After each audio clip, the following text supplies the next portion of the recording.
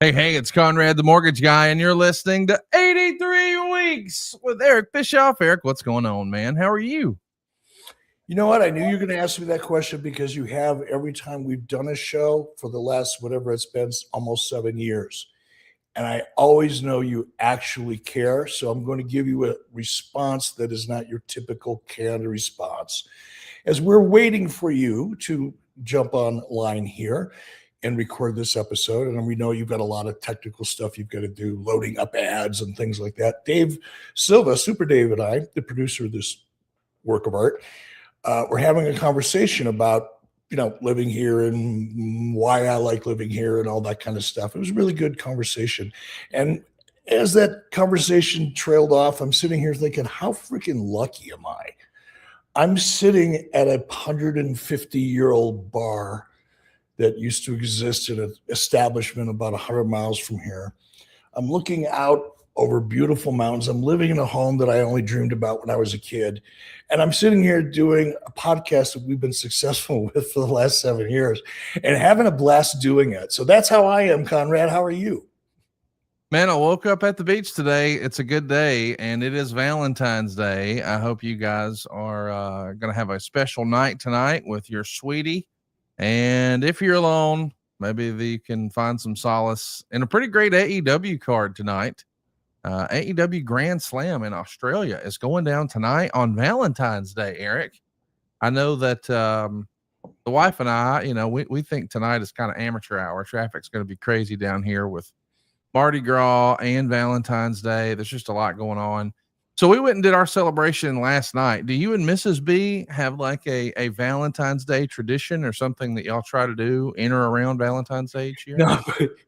No, but as you're leading me through this story, and I thought you were setting me up to, you and me are going to have a AEW, pizza party, watch along tonight. Oh gosh, come on. That just doesn't sound like the Megan I know, but maybe it could have happened. No, Mrs. B is down in Florida. She's been down in Tampa for about 2 or 3 weeks now, visiting Wei J and the kids. And I've been down there visiting all of them and her. So I'm back home now. She's still in Tampa, but she gets home tomorrow night. So, I've loaded up the Blue Chew, going to pick up some roses this afternoon so they're here when she gets here. And I'm prepped. It's been a long 3 weeks. Yeah, it's time to unload the clip. And we'll be talking a little bit. And there is a clip. We're going to talk a little bit about that later. Thanks to Mark. I know. Thank God we got Blue Chew as a sponsor here, because the expectations, I got to tell you, I'm not the only one in this partnership that feels this way. The expectations are pretty high. So, got to get my game on. So, we'll talk more about that later. Nobody wants to hear about this stuff. No, especially not first thing in the morning, but we are grateful that you guys are hanging out with us on a Saturday morning. The scheduling just worked out this way, but Eric, you and I had such a blast doing this live last Saturday morning. You said, hey, why don't we just try Saturday morning? And I really enjoyed us having a live studio audience, and we are going to be taking some of your questions. So if you've got some for Eric, I can see some of the interaction popping off right now. If you're listening to this and it's not Valentine's Day morning, what are you waiting for? Go hit the subscribe button, turn on the notifications bell right now at 83weeks.com. It's just our YouTube. It's totally free, but the next time we're live, you could interact with Easy E. It'll just send a push notification to your phone saying, hey, Eric's live. Want to ask him a question? Hit the button now. It's the subscribe button and the notifications bell over at 83weeks.com. So there's no like annual Valentine's Day tradition, but I did want to ask you, from a scheduling standpoint, does a Saturday night show on Valentine's Day? I mean, I think Friday night and Saturday night have always historically been hard to program unless you're, a major NFL playoff or something like that. Otherwise, I feel like a lot of younger people, that younger demographic, the coveted 18 to 49, they're going to be out doing stuff.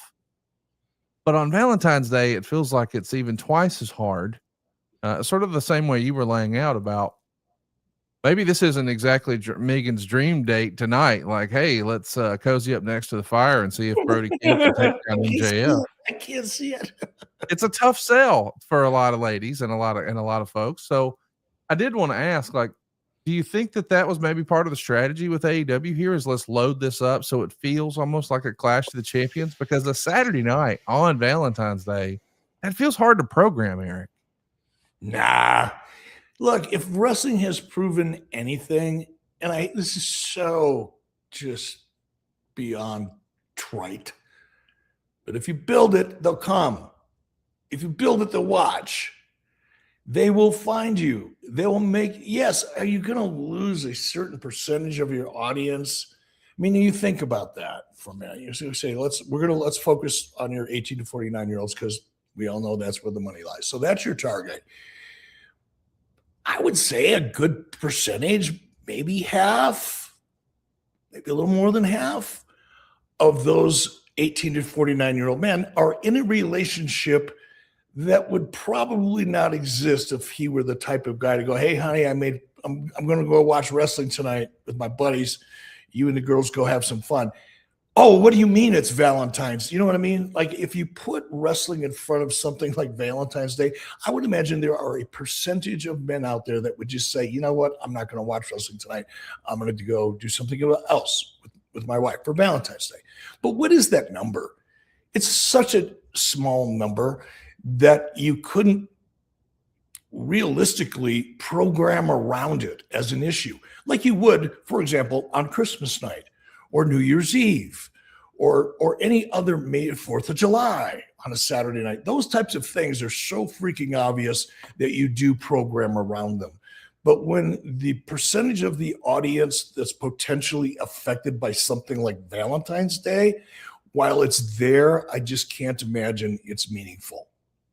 For this audience, for a different composition, different demographic, and I'm talking about financially, sociographic, they're more than just ages and demos. When you really look at demo breakdowns, if you're actually a subscriber to Nielsen and not just, someone pulling stuff off the internet from someone who actually is, when you subscribe to Nielsen, depending on your subscription, it may have changed since I was familiar with it, but you get loaded up with a lot more data than you see published in public. And part of that is the socio-demographics. What do they like to do on a Saturday night? Sometimes, and this is one of the things I hope to do for Real American Freestyle soon, is really do a deep dive on research to find out what the audience really likes and doesn't like. You know what I mean? Now, we haven't gone near that yet with Real American Freestyle, and we will at some point, because that's how you get to the absolute best product you can, is knowing as intimately as you can your audience. And I just don't think that, man, I'm going a long way into the weeds on this one, but I just don't think Valentine's Day is going to matter one way or the other, booking wise. And I can't speak to whether or not Valentine's Day was a strategy in the booking conversations in AEW for obvious reasons. Maybe it was, but I hope they didn't spend a whole lot of time worrying about it. I want to talk a little bit about, the decision to have these Clash of the Champion type events. We're talking on Saturday morning. Later tonight will be Grand Slam Australia for AEW, and it feels like they have kind of loaded this card up, Eric. It feels like a pay-per-view quality level card. And the only thing I can really compare it to, and I guess in a more modern era, you could compare it to a Saturday night's main event. But to me, because it's on TNT and it's a Turner product, it feels more like Clash of the Champions to me. And I know eventually with the success of Nitro and then the creation of Thunder, the decision was made to sunset Clash of the Champions. What do you think of, and what is the market or the upside for not really a premium live event, but almost like a Clash of the Champions or a Grand Slam in 2026? Do those have value the way they used to, or talk me through that? I don't think that they do. Look, and I want to say this without sounding like I'm taking shots, but I'll just say it. Read into it whatever the fuck you want. I don't care. I don't think anybody's looking at expanding AEW programming on the Turner networks. I don't think anybody's going, you know what, if this AEW, this feels kind of like it's a Grand Slam, feels like kind of the old Clash, maybe we should look at this and maybe there's an opportunity. That conversation is not happening outside of anybody's head that's not in the business. That it's not happening. And it's not happening for a lot of reasons that don't necessarily have anything to do with AEW. So I don't think that opportunity is real. It's a fun thing to talk about, but it's not a real opportunity expansion. But what it is a phenomenal opportunity to reposition your brand and hopefully gain back some of the audience that perhaps you've lost over the last year or 2 years. Because they're still out there. They're still interested.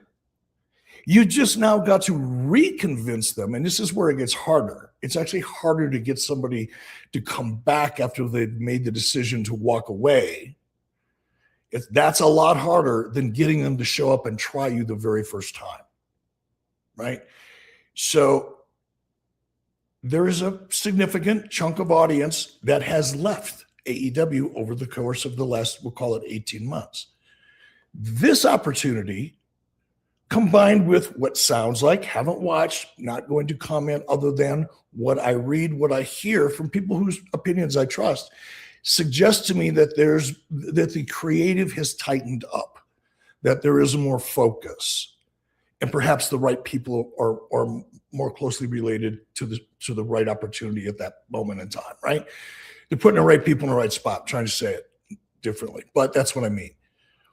So if they've tightened up the creative and things are starting to feel like it actually makes a little more sense, and I know there's always going to be that one, yeah, but Tommaso Ciampa or whatever the hell his name is, yeah, that's okay. That's a debatable topic and probably an entertaining one too, an interesting one.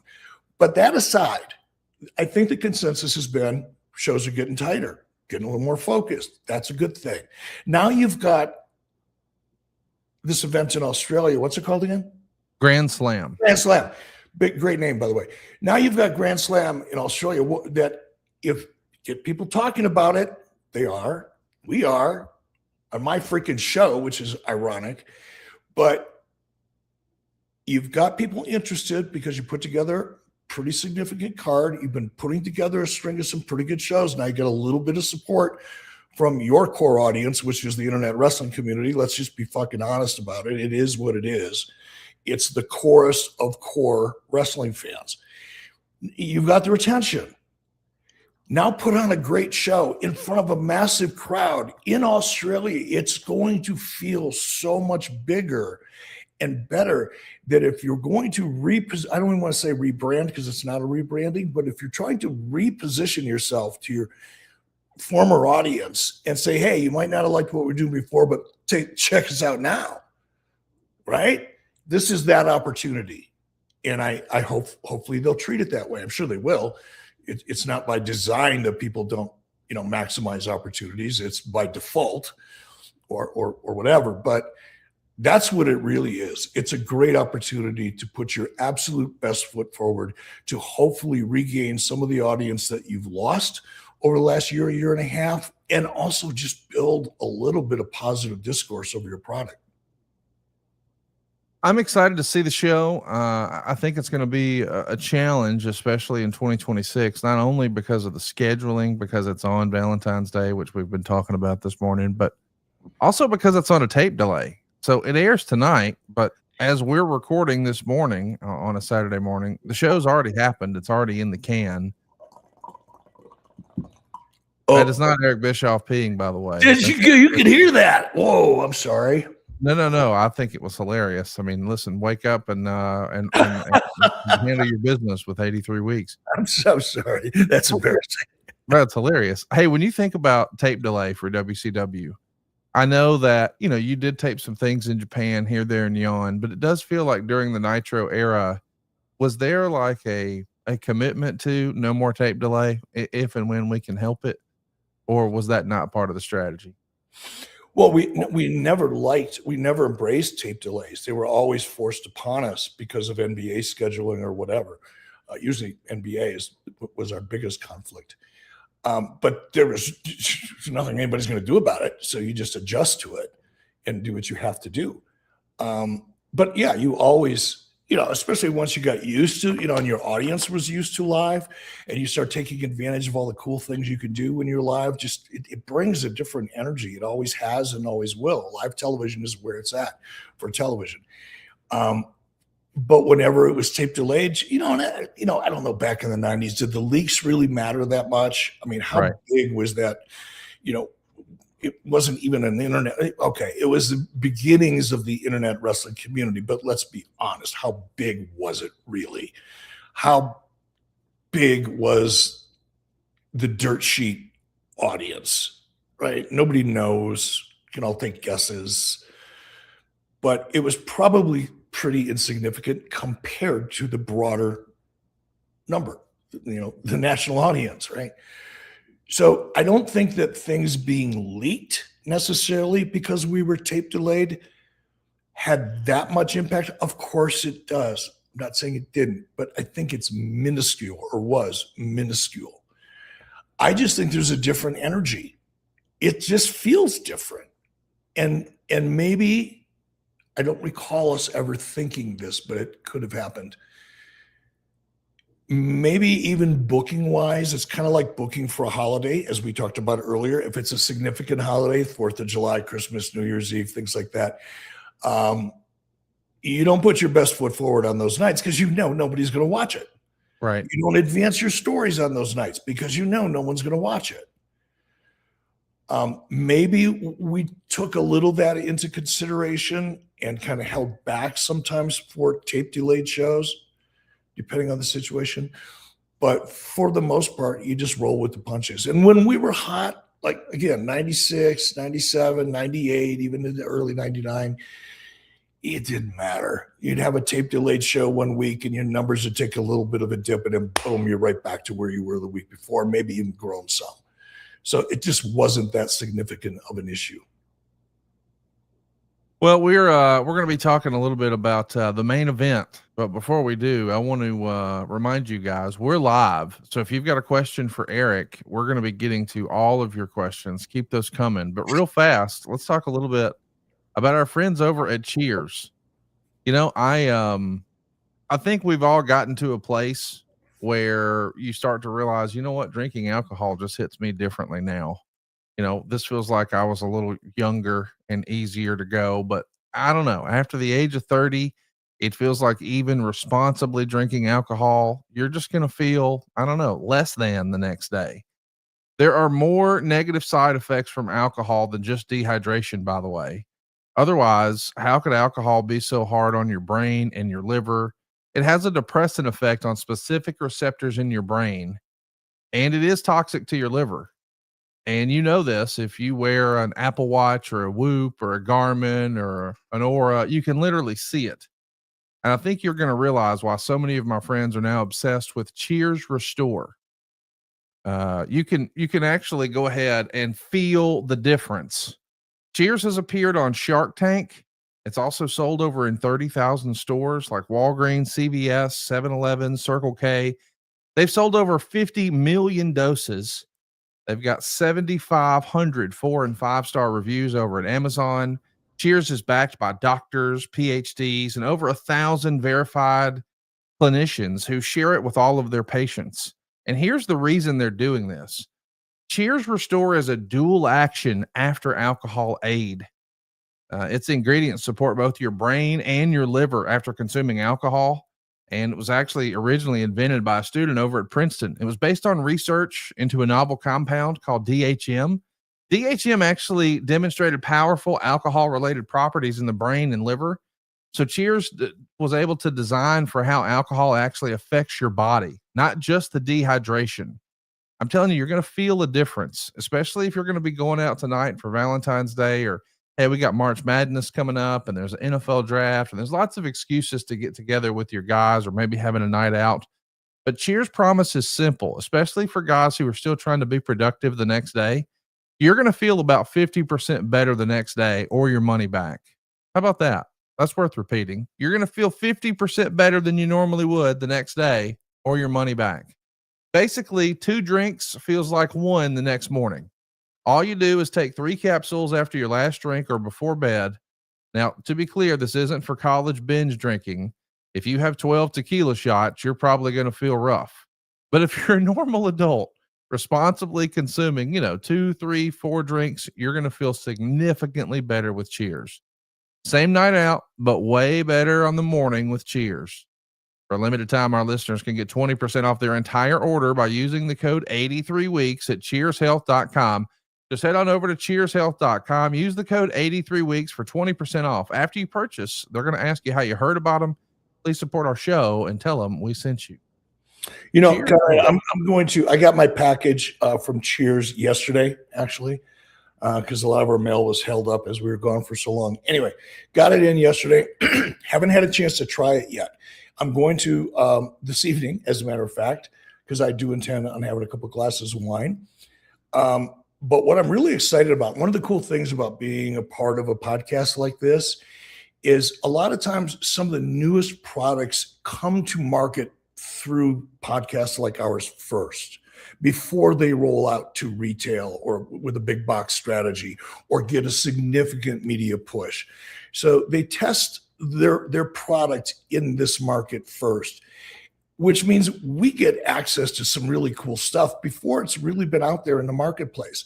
This one in particular has got me very excited because the whole category of nootropics, which are, the things you can, nutrients, well, just nutrient-based, health-based things that you can do to improve brain performance and memory. You see a lot of commercial products out there now for it. A lot of that stuff is great, but it's been out there for a long time, just reconfigured and marketed. There is some new product coming to market. This is in that category that are taking advantage of all the advanced research that's been done really over the last couple of years into how to really maximize brain function and acuteness. So very excited about it. Can't wait to try it. I'll give you a complete analysis next week because I'm going to try it out tonight. Cheershealth.com. Be sure to use that promo code 83weeks. Eric, we are live and we're taking questions. We are going to be talking about WrestleMania. Yes, we're going to talk about those Observer Awards. We're going to touch on the Brody King controversy and a whole lot more. So keep your questions coming. We've got a lot to unpack here this morning. Matthew Hutchinson is with us here live, and he says, "Hi, Eric. Matt from Australia here. Just wondering if you had the opportunity to catch any of the 2020 Cricket World Cup so far. What have you enjoyed the most about the sport of cricket in your time following it?" I haven't watched much of it. Now, I was supposed to do Stumps and Bumps is a show that I do. It's basically a radio show that from Australia, covers the Australian markets on it's on the Sports Entertainment Network down there, but it covers Australia, New Zealand, parts of South Asia. And my co-host is Bharat Sandrasian. So we cover the world of cricket, and Bharat, being one of the leading cricket journalists in the world, really highest profile in many respects, he brings me up to speed on the world of cricket and helps me understand the game as best he can.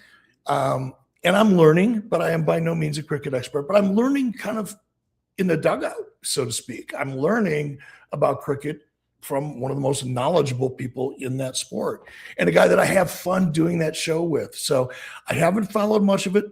Obviously, different time zones. I'm traveling. Life's a little busy for me now, but I do catch up with Bharat when do they air that show? I think it's on Monday nights, maybe Tuesday nights.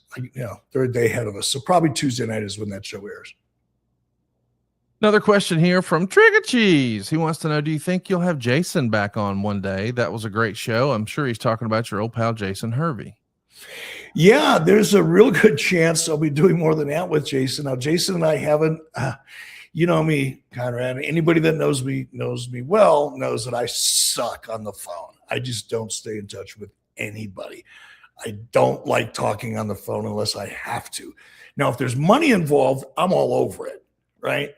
Or an opportunity. But other than that, I don't chat much.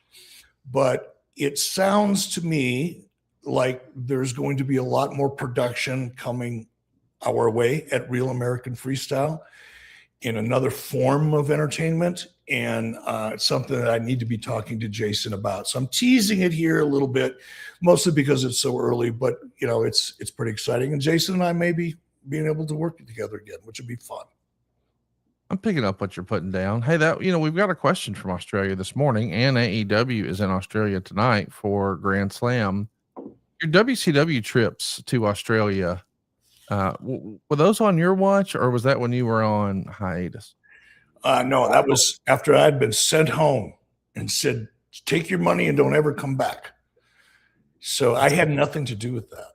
So your only experience with wrestling in Australia was the Hulkamania Down Under tour and WWE tours, maybe? Correct. Okay. WWE tours first, and then subsequently we did the Hulkamania tour. We got another question from AIC JDR. Whose idea was it to add the voice samples to the NWO theme? Were the voices recorded by the wrestlers separately just for the sound bites? Well, it wasn't me. I'm not sure if that would have fallen under Neil Pruitt's area or not. Repeat the question. I want to better understand the question. Whose idea was it to add the voice samples to the NWO theme? Were the wrestlers recorded by, or the voices recorded by the wrestler separately just for the sound bites? So, Eric, as a reminder, you would have Macho Man going, "Oh yeah," and you'd have Hulk Hogan just sort of laughing. And I'm just curious. That sounds to me like a Craig Leathers. Craig Leathers, the director, would have overseen it. It could have been any number of people actually editing it together, because that's what this is. This is just taking existing content and editing it into new content. Because it is so creative, not suggesting it was a 10 on a scale of 10, but because it was a fairly complex creative approach, that would have had to be done by somebody pretty high up in production. Just not sure who. AOTV Production says when Triple H took over, creative people rejoiced.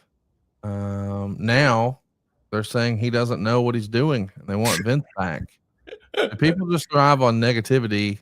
I mean, listen, I think that although it is a silly, absurd conversation to have, I mean, there is a reason once upon a time, to use Memphis as an example, that Jerry Jarrett would book for a while and then Jerry Lawler would book for a while. Like, burnout's real, right? Like, and I'm not even saying necessarily that Triple H is burnout, but I'm saying if the individual doesn't burn out, maybe the fans do, because there are similar patterns and it becomes more predictable. So switching it up, I think, is not always a bad idea, but we know WCW famously had a committee, and at times that was criticized too. Is there a perfect mix or balance in your opinion, Eric? No, there never will be. It's a creative process. Creativity, just whether you're a consumer or whether you're, sitting in the chair, it's all subjective. Right. And you are judged based on hard data as to whether or not you're successful or not. You're not judged by what the internet says. Your creative approach to the product is judged by the revenue that it generates in all the different ways it generates. In the long run. In the short run is how well does the creative department, because let's face it, people, please, let's get some perspective here. Does anybody think that Paul Levesque is sitting in a room 10 and 12 hours a day working on creative with the team? Of course not. Is he at home doing it when he leaves the office? Of course not. This is not Paul Levesque's creative. This is Paul Levesque overseeing the team. Yes. Many of whom, and the key members of, have been on that team for a long freaking time. Ed Koski. Brian Ward. I mean, yes. So to suggest that, well, maybe it's time we change the booker, put somebody else in Paul Levesque's seat, is almost comical. It reflects a total lack of understanding of what that process really is, who's on it, and therefore how to address soft numbers. Because let's be honest, whether it's just the internet wrestling community's reaction, which you can't weigh that too heavily at all. But if you're looking at ticket sales are a little soft in Las Vegas, or there's other actual metrics beyond what the internet wrestling community points out. But if you're looking at numbers and are getting a little soft, it could be time for some kind of a change. Not the person in charge necessarily, but maybe the person in charge has to give a little more rope to someone who maybe hasn't had a lot of rope in the last couple of years. Give somebody a try creatively. Take a couple risks creatively that are just new ideas out, because you touched on it. When you said it, I pointed it right at you when you were speaking. The sameness. No matter how successful something is, if it's successful week in and week out and you're just seeing the same kind of formula, it's like finding a restaurant and you find your favorite meal.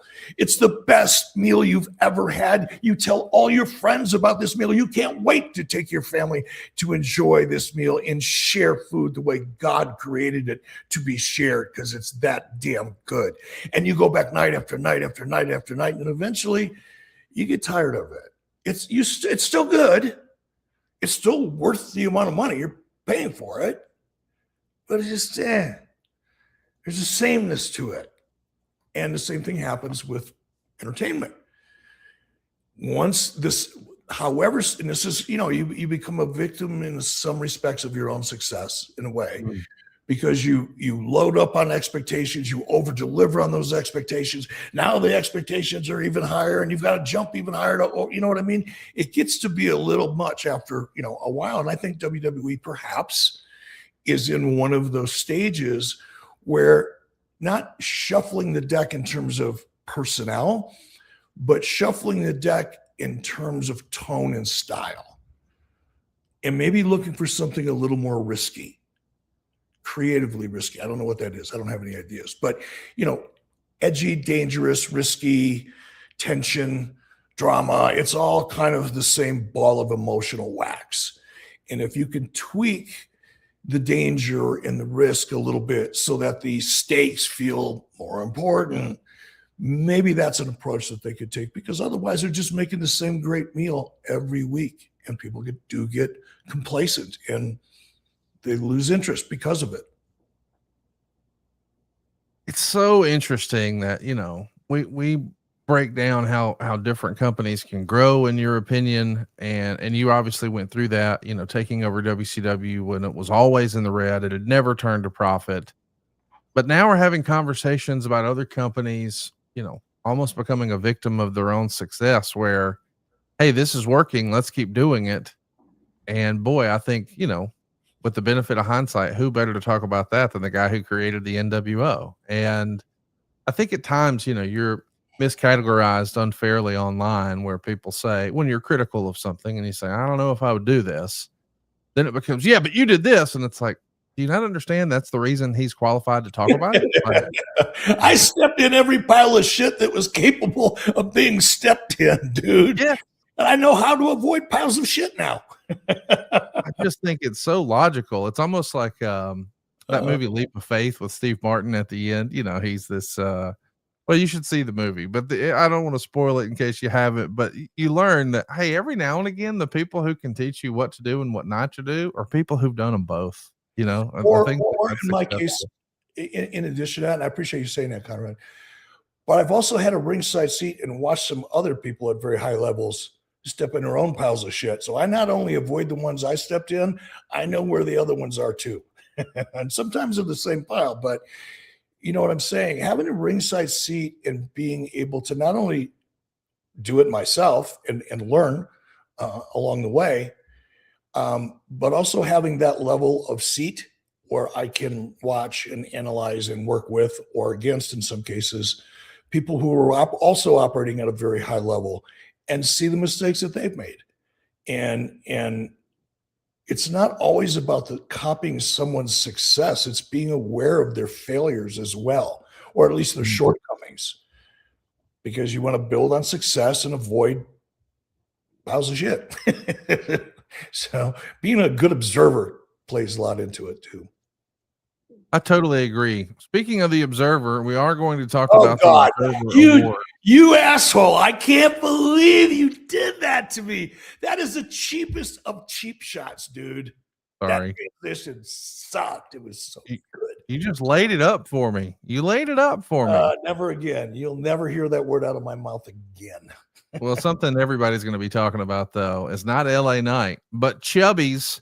I'm a big believer in Chubby's. I got my dad on Chubby's a few years ago, and now it's his go-to. Everybody in my family knows if dad's got a birthday, an anniversary, a holiday, if there's a reason to give dad a gift, dad wants to rock the Chubby's.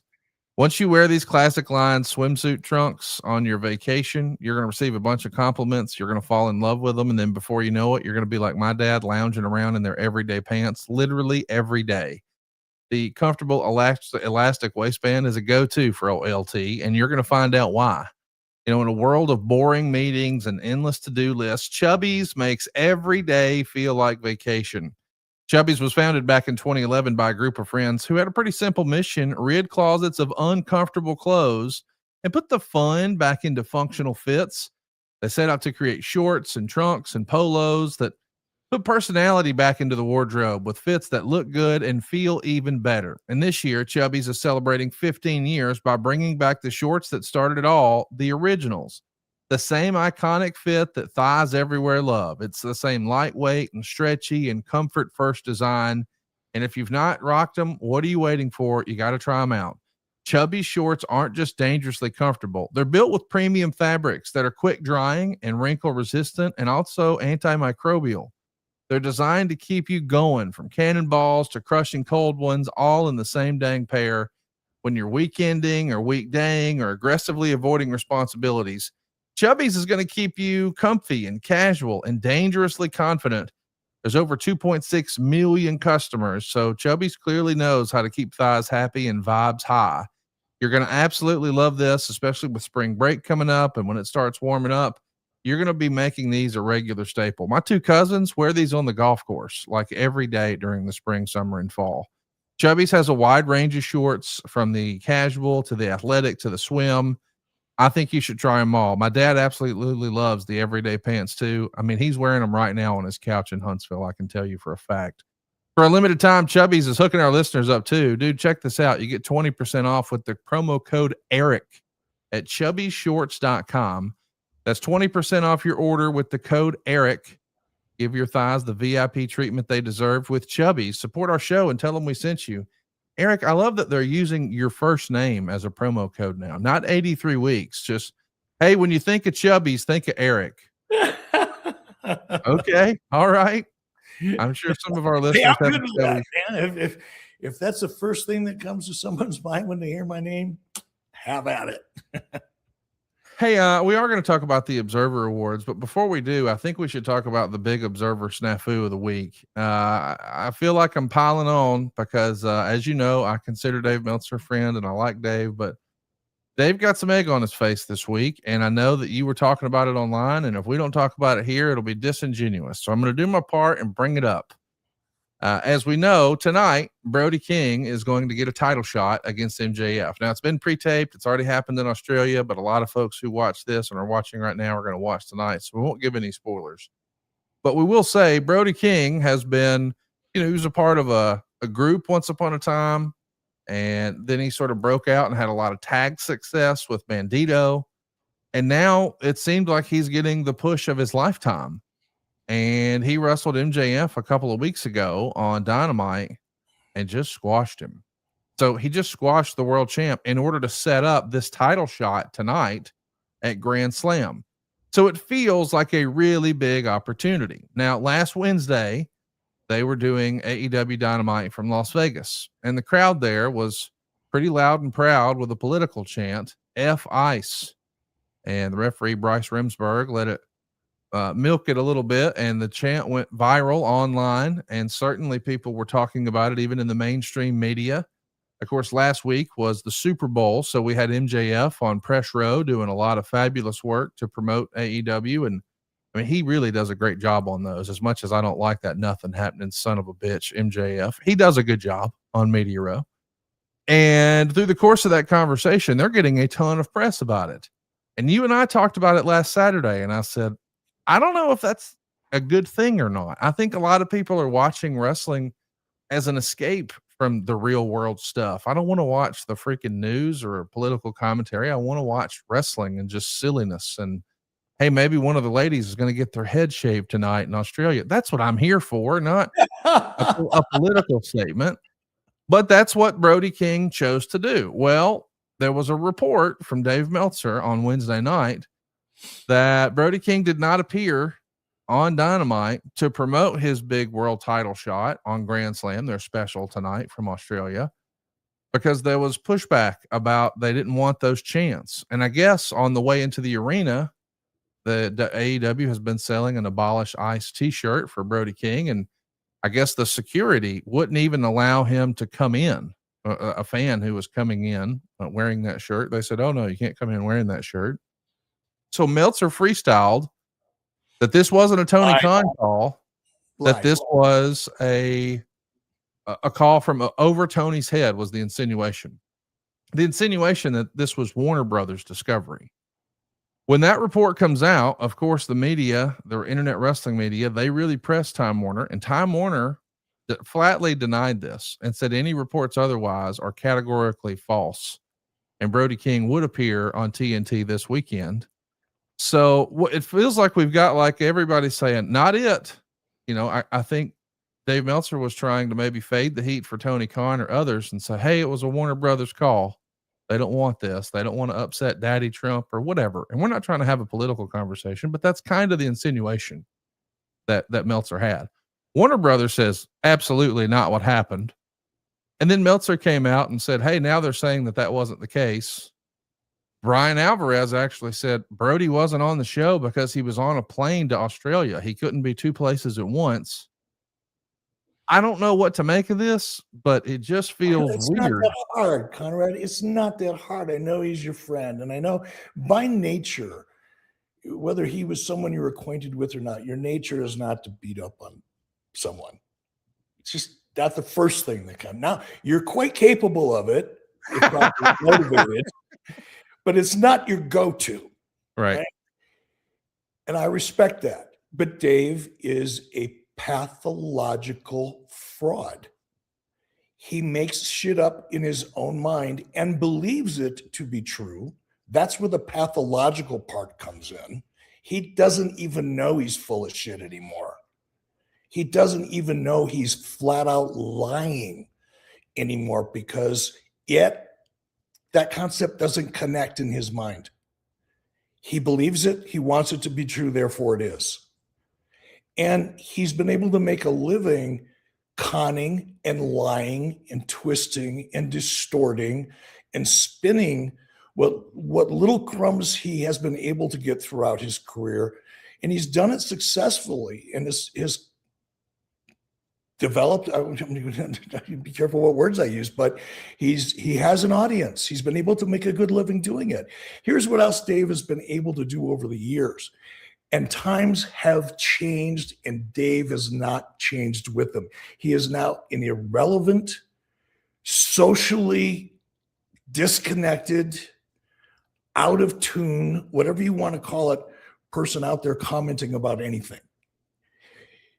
Dave, in his early career, was doing the one thing that nobody else in media gave two shits about. He was covering professional wrestling. No one gave two shits about it in the mainstream media because it just didn't matter. It wasn't a part of a national discussion. Wrestling was this little local flea market, state fair kind of local promotion that happened in a television studio in front of 75 people. It just really wasn't something that the news or the entertainment industry was interested in covering all throughout the 50s. And now you'd have your exceptions to that. A big show in LA or a big show in Madison Square Garden. Of course, you would get that associated media. But on a day-to-day basis, nobody in media covered wrestling because they all looked down their nose at it. And some of them rightfully so, depending on what they were writing about. Okay, Dave comes along. And now you've got WWE. It's no longer that little television studio, nobody cares about it anymore. Now it's, what's this WrestleMania? What do you mean 60,000 people. What do you mean? You know what I mean? All of a sudden, because of WWF at the time, Vince McMahon, the Hulk Hogan connection, and the way wrestling blew up in the 80s, now all of a sudden you've got mainstream newspapers, magazines, television people wanting to cover it. Well, they don't know anything about it. They don't know. None of their friends are in that world. So what do? You know, they find their way to the only person who purports to be a journalist covering wrestling, and they ask him for his opinion. That was Dave being first to market. Give him credit for that. That was Dave branding himself, at least successful enough, as an expert and a journalist, even though he really wasn't either. He was just a fan following it, but he was able to brand himself as something much more, which made it easy for lazy journalists who didn't want to do the work themselves to just have a conversation with a guy who purportedly does. That makes writing their story very easy. That makes a quote from Dave make the whole article seem like it, well, actually could be true, because here's this supported wrestling journalist that says so. So that's how Dave was able to kind of place himself on the fringe. And when I say fringe, I mean very freaking fringe of mainstream media as a quote unquote expert. And he was able to enjoy that ride for a long time because nobody really challenged him until lately. Now the internet comes along, podcast comes along. The podcasts are what really got Dave, because the podcasts are feeding the internet. The internet's feeding the podcast. You know, Dave was always throwing rocks at podcasters like they were some lesser form of content or conversation because they're just podcasters. Well, yeah, like podcasting's kind of kicking everybody's ass, Dave. Wake up, smell the coffee. But here's what's happened. What's happened is because the internet has grown, obviously, the wrestling audience has found their own significant community on the internet, and now everybody's tearing everything apart. Now all of a sudden Dave says stupid shit. I used to be one of the first, and I took notes from Bruce Pritchard to jump all over him, just point out what a fraud he is. I don't even bother with it anymore because there's enough people doing it for me that I feel my job here is done. Not to hurt Dave, not necessarily to diminish his audience, but at least let people know that this fraud, in his opinion, and his quote unquote backstage access through people that still talk to him is a mirage. It's not real. He's a liar. He's a fraud that you willingly pay $14.99 a month to feel like you know something more than people who don't subscribe to his nonsense. That's okay if that's what you want to do. Just know what he is. And this isn't the only time. This is one kind of loud example when you've got one of the largest entertainment companies, maybe in the world, I don't know, coming out and calling your bullshit. Do you know how egregious your bullshit has to be to get a network to respond the way they did?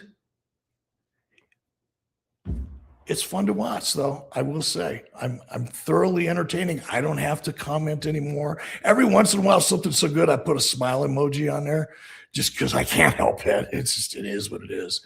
But I love the fact that now the internet, the audience can see through his bullshit the way guys like Bruce Pritchard and Cornette and a whole host of others have been saying, including myself, for decades. And everybody thought, they're just a bitter guy. They're just bitter. Yeah, he's a bitter old man. He's not in the business anymore. Just bitter. Just hates Dave. No, dude. He's a freaking liar and a fraud. But he's good at it. Give him that. Don't you imagine that, this web we weave. Don't you imagine, and here's my thing, I just have to imagine someone told Dave that. I refuse to believe that he just made it up out of thin air. But here's what I think happened. I don't think it was Tony Khan that picked up the phone and called him and told him that, because I don't think Tony Khan would lie. I think he knows, hey, that's going to hurt me with Time Warner. I'm not going to fade the heat to Time. I don't think Tony does that. But I don't think that everybody backstage knows where everybody is all of the time. And I would bet that there was someone backstage at an AEW show who looked around and said, well, there's no Brody King here. They must have taken him off TV. It's the only reason that you would explain that he wasn't here. And if Brian Alvarez's report is true that he was on a plane, well, he couldn't be two places at once, but it's not like everybody on the show knows everyone else's travel schedule. And I don't think they, chartered a jet to get everybody over there at the same time. They're still probably doing this international travel through, regular commercial airlines. So I feel like someone backstage picks up the phone and calls Dave and says, hey, Brody's not here. Well, why do you think that is? The only thing I can think of is maybe they were pissed off about the negative attention and didn't want to piss off the administration. And so then it becomes telephone, telegram, telewrestler, and Dave runs with it. Doesn't that seem more likely than he's just saying, well, he wasn't on TV because this, and he just literally made it up? Like, that doesn't sound right. He's your friend.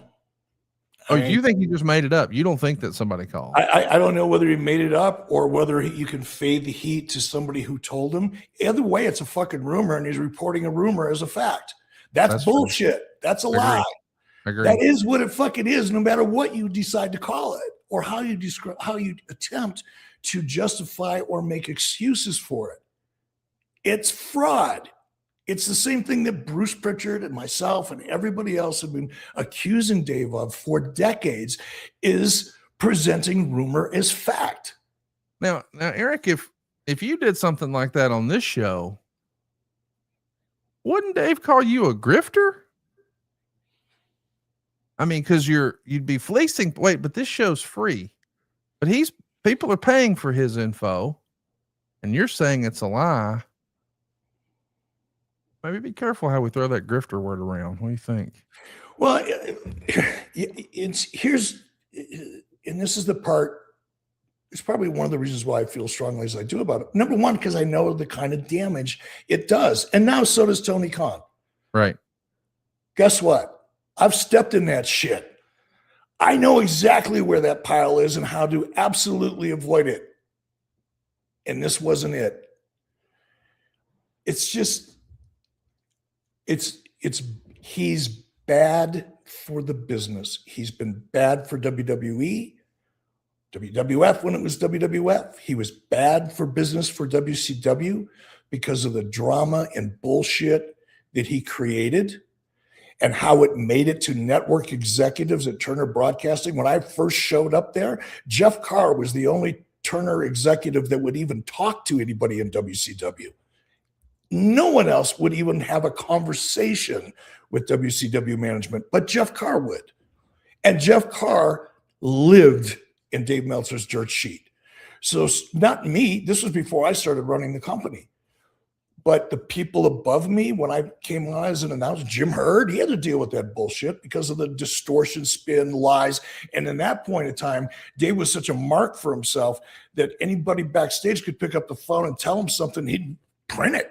That's still happening to this day. But it was worse back then because talent knew that in Jim Hurd's case, talent knew that if they got to Jeff Carr through the internet, Jeff Carr would be able to advance an agenda. I saw it happen when I was a third string announcer. I saw it happening and I'm like, wow, this is crazy. How Turner Broadcasting lets this executive try to manage an operation he doesn't understand based on information he's reading at Dave Meltzer's bullshit dirt sheet? This is fucking insane. That's what I saw when I got there. Now, of course, once I took control of the company, it was involved at different levels. It is what it is. My history is my history. But my point is, Dave has been bad for business from day one. And Tony Khan is his latest victim. I've said to you before, I think on this show, the smartest thing Tony Khan could possibly do is to publicly disavow any connection, relationship, or future communication with Dave Meltzer. I would cut him off publicly just to try to regain some credibility with my audience, because this idiot going online and with all the things that he does, covering And in this case, spreading a rumor to fade the heat, whatever you want to call it, lying is hurting the business. It's hurting Tony's business now. Great question here from David Bixenspan, who's in our live chat. He says, does Jeff Carr deserve the blame for making the newsletters a thing in the WCW C-suite via his friendships with Meltzer and Steve Beverly? I think it's bound to happen for the reason that I talked about earlier, why mainstream media kind of leaned into Dave Meltzer early on, because he got there first. He planted the flag. He positioned himself as an expert, even though he wasn't. People found him. Now he's getting copy. Now he's getting credit. Now his name is mentioned in mainstream media, and it just continues to build upon itself. That would have happened, I think, whether Jeff Carr would have been in that position or not. It was just easier to identify. Because a lot of times when, my experience dealing with a big public corporation in particular, there's layers upon layers of influence and management. It's all not as easy as the direct line org chart would suggest that it is. There's a lot of different influences. And oftentimes it's really hard to determine where certain influences are originating from. In this case, it wasn't, because Jeff Carr was the only person that would even pick up a phone and have a conversation.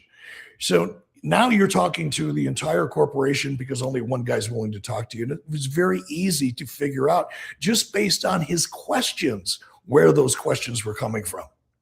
I mean, it was really simple. It wasn't like you had to be a code talker to figure it out. It was so obvious that Jeff was positioning questions that are coming directly from the newsletters. But I think somehow that influence would have happened either way. It would have been just less easy to pinpoint. Well, to be clear, Eric Bischoff does not have a hard on for Dave Meltzer, but he does have one for Mrs. B, thanks to our friends at Blue Chew. Fellas, you know what time it is. It's time to level up. Blue Chew dropped something new and crazy. Blue Chew Gold. This is the newest innovation from the #1 chewable ED brand. And buddy, this ain't your grandpa's little blue pill. This is the 4-in-1 beast that's setting the gold standard for performance. We're talking 2 ingredients for blood flow to keep that rocket pumping, mixed with apomorphine and oxytocin to turn up the arousal and connection in both your brain and body. Check this out. Blue Chew Gold dissolves under your tongue, and it works in as little as 15 minutes. The next time she sends you a text that says you up, answer with a picture of Blue Chew. Make your life easier by getting harder, and discover your options at bluechew.com. And check out this special deal for our listeners. 10% off your first month of Blue Chew Gold with the promo code 83weeks. That's promo code 83weeks. Visit bluechew.com for more details and important safety information. And we thank Blue Chew for sponsoring today's podcast. Let's do some live questions here. We are live on a Saturday morning. If you got questions for Eric, hit them. We want to hear from you. We're also going to be talking about the Wrestling Observer Awards. We're going to be talking about WrestleMania and how ticket sales are going and what Vegas is doing in response. Here's a question, though, that, boy, I hate that we're going right back to it, but here's more Dave Meltzer stuff. LUI-ism, whatever that is, says, saw an old clip where Meltzer said you were a bigger racist than Bill Watts because you put Harlem Heat in chains. When did you put Harlem Heat in chains? All right, first of all, I haven't seen the clip. I don't know that that's a real thing. But the story I've heard is maybe they filmed one episode, and as soon as you heard about it, you thought it was a bad idea and it never made air. Did this even air? What do you remember about Harlem Heat and chains? You're muted. Eric, you're muted. We can't hear you. Good. I get a second shot at this. I'm hoping that whoever sent that question in either made a mistake, somehow conflated things, whatever. I would hope that Dave Meltzer didn't say that, because that's taking even his level of garbage to a whole new low, if he did. Because I wasn't in charge of creative at the time. I was in charge of the physical television broadcast. I remember that it happened. I remember putting a bullet in it, but I don't remember much else about it, because it was something that happened quick. There was no discussion. There was no, yeah, but, or, hey, what about this? There was none of that typical wrestling conversation that normally takes place when someone like me at that time, who wasn't involved in creative, but came in and pointed out something that wasn't going to happen. So it was so fast, man. It was more of a reaction than it was a discussion. By the way, that was not under my watch creatively, by the way. Bixen Span, who's on top of these sort of things, he says, I don't think that's a real Dave quote. So glad to hear that. Here's one from KS Dixon 86. He says, I believe during Hulk's divorce, Eazy-E and Jimmy Hart came to control Hulk's Hulkamania / Hollywood trademarks. Is this still the case? And are they open to Hulk's likeness still appearing in WWE media, such as future WWE games? You don't control that now, right? That's all Nick and the family. No, I have nothing to do with that. There was a brief period of time. Jimmy Hart was not involved. There was a brief period of time that Terry transferred control, not ownership, but control of those marks, in addition to other assets, put those under my control while he was making transitions to new legal teams and accounting teams and things like that. So it was brief, it may have been a year, 8 months, something like that.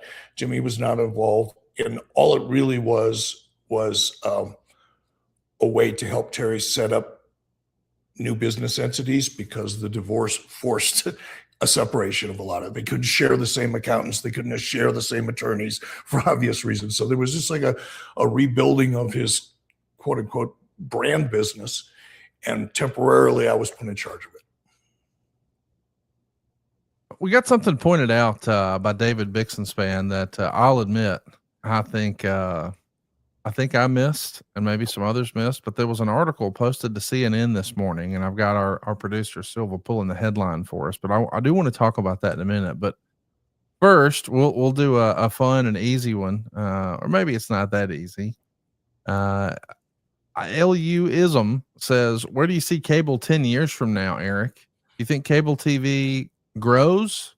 Does it contract? Does it change? What does cable TV look like 10 years? I don't know that it'll contract in terms of quality. Already is, and you can see it. Streaming is where the quality content is going. Streaming, as Wayne Gretzky would say, is without question where the puck, the entertainment puck, the sports puck, it's already headed towards that streaming. And that puck is only going to accelerate over time. I think as a result, just like you look at what's happened to television networks, the big three, right? ABC, NBC, CBS. Look at what's happened to the quality of those shows over the past 10 years. They still have primetime lineups, but rarely are any of them any good. In fact, most of them aren't as good as most of the stuff you'll find on cable, first run. Not repeats, but first run, right? Cable television is still delivering some decent product. Networks, because of what's happening, because of streaming. Now the ad dollars are shifting. Instead of it just being the big networks and a little bit over here for cable. And then cable did the same thing, right? Cable all of a sudden started becoming more popular, started sucking those ad sale dollars out of what was formerly network only territory. Cable started getting bigger. Networks were getting hurt. Now streaming comes along and is kicking the shit out of both of them. So will cable television exist? I think so, because it's easy access. Everybody has it.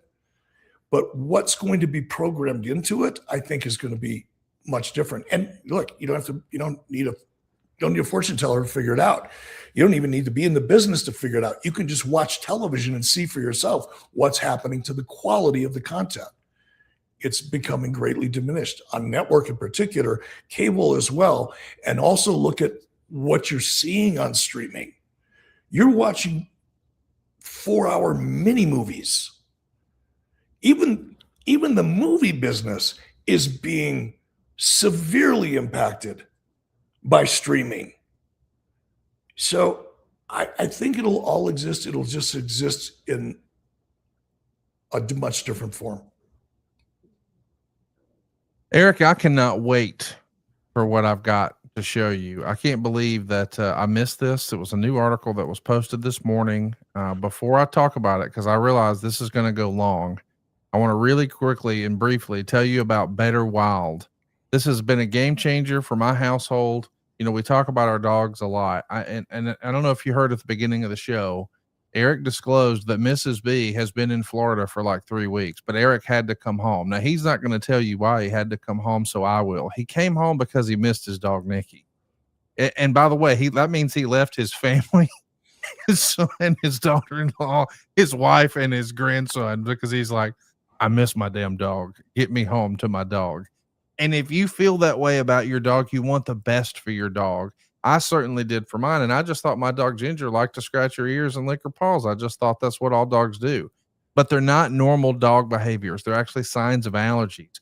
And allergies will flare up in our dogs whenever bad bacteria takes over the gut, because 90% of the dog's immune system lives in the gut.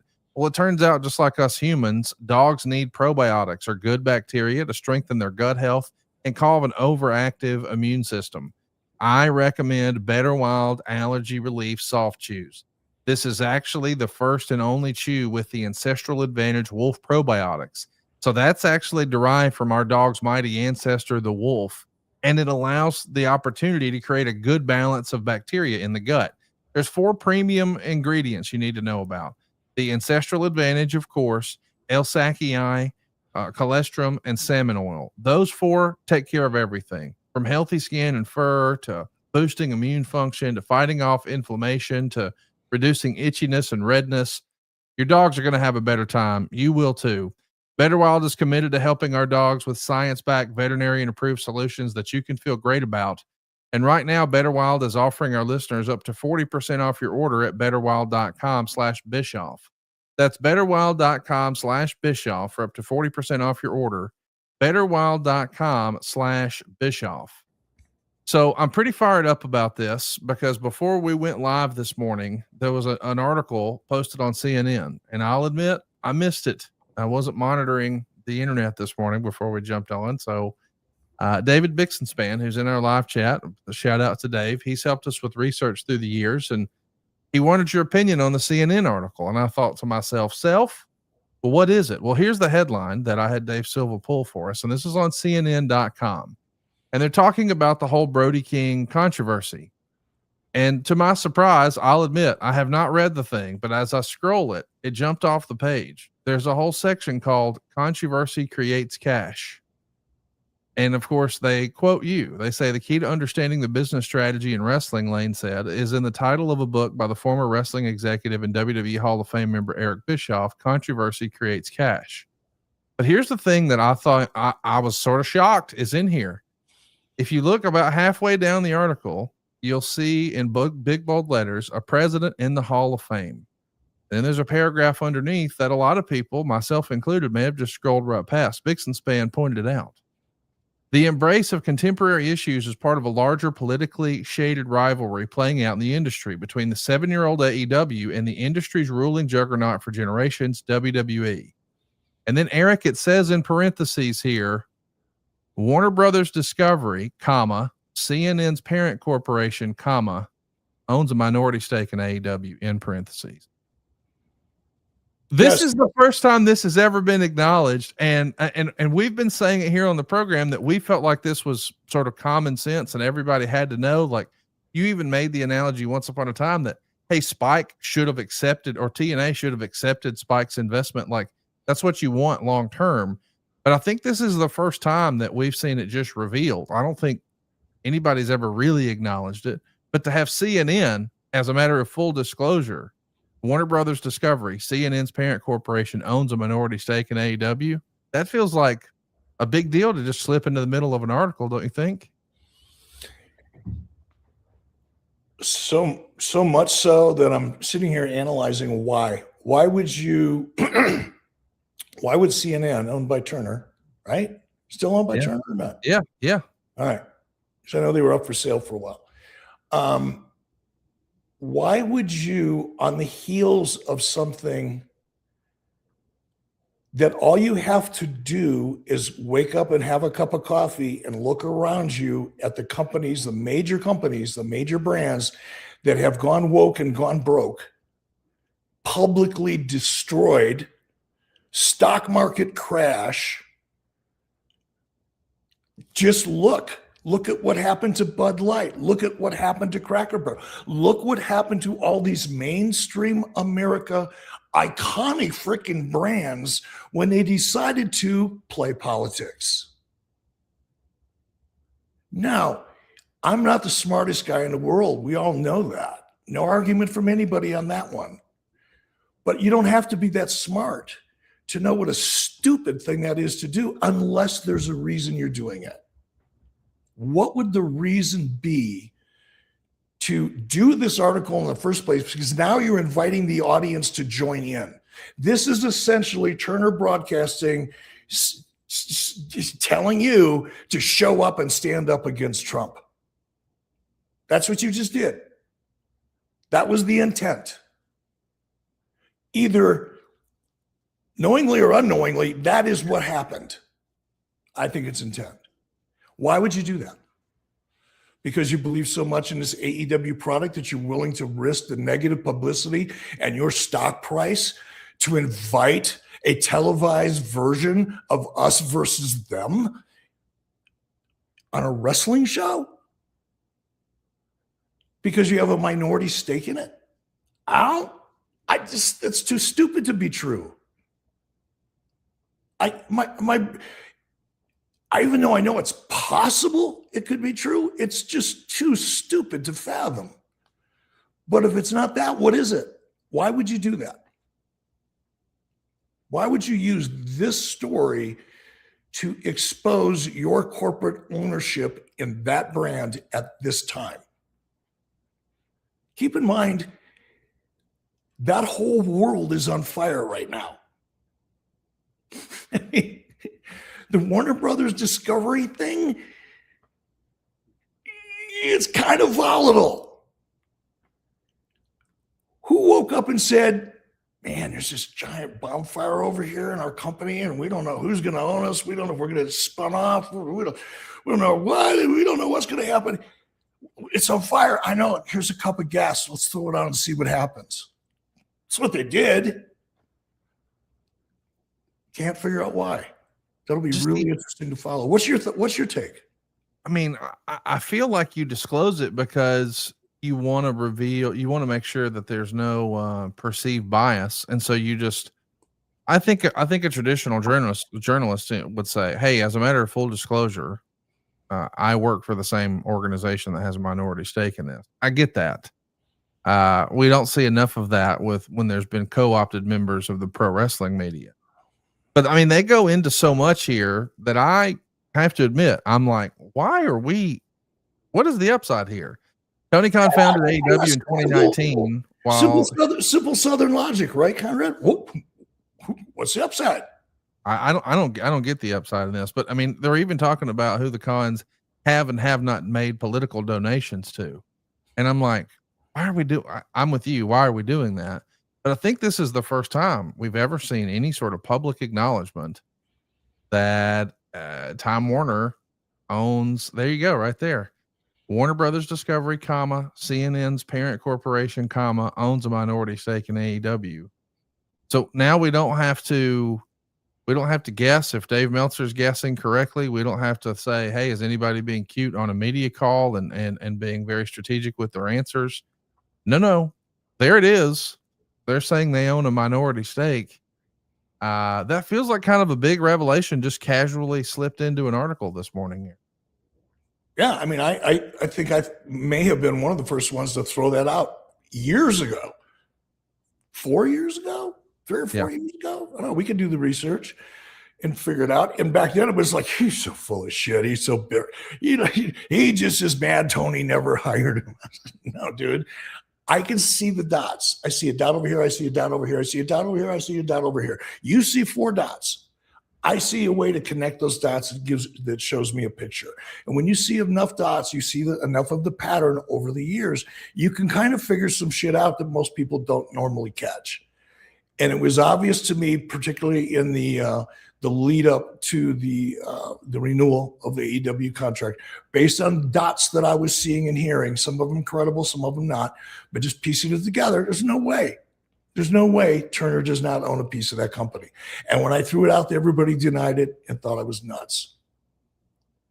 I think a lot of people warmed up to the idea that it was logical, but Bixenspan, who's with us here, he's got his finger on the pulse. He says, also remember to keep in mind that per SEC rules, Warner Brothers Discovery owns less than 5% of AEW. If they own 5% or more, it would have been included in the SEC filing. So nothing earth shattering, but it confirms what we already know. Yeah. And by the way, I don't see why that's a negative, or that it maybe is perceived as something that we don't disclose or is shameful. Like, that's just a good strategic thing for both sides. Like, we want to be, boy, I hate to use a biblical term on a silly wrestling podcast, but equally yoked. It shows that, hey, Warner Brothers is invested in AEW's success and vice versa. I don't perceive that to be a negative at all, but now here it is. It's been confirmed. So I guess the cat's out of the bag, but the whole idea, and I, listen, I should say I'm a huge fan of Brody King, and I have been for a long time. JR was one of the first guys who was advocating for him on the podcast to say, hey, this should be one of the top guys. An incredible physical performer.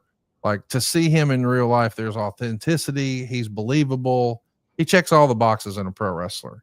That being said, when you're going to wear a political shirt on TV, you're going to have the audience no matter what. And I think that's when it bleeds over into, if he's positioned as a babyface or a heel, depending on where you sit politically, that may mess it all up. And so I think it's important at times that, at least me and my wrestling fandom, I want to get lost in the character. And I mean this not disrespectfully at all, but I don't give a shit what Terry Bollea thought. I loved Hulk Hogan.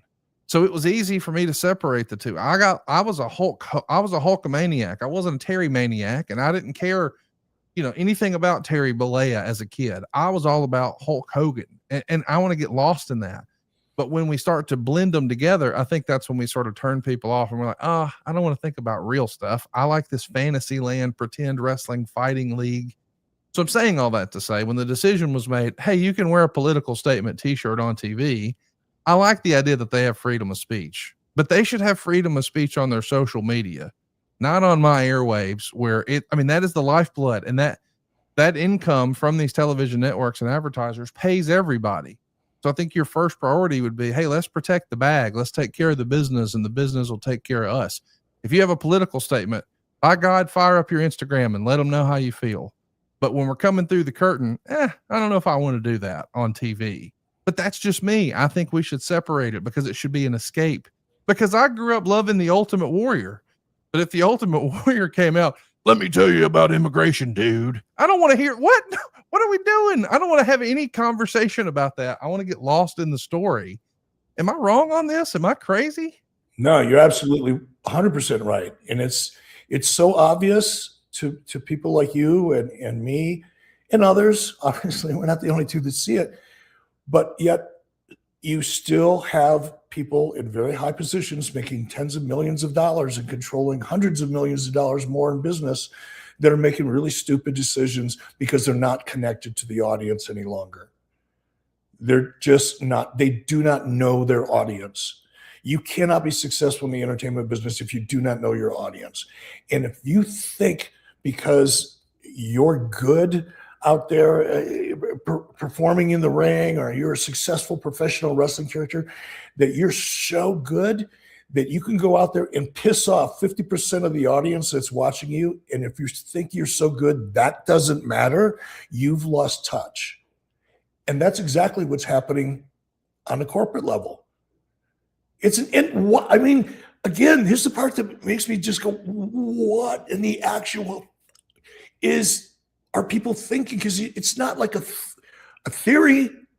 Just go look, talk to the executives if you can find them, because they're probably all hiding now because they'll never get hired again, that initiated some of those big brand disasters to go woke and engage in the political firestorm.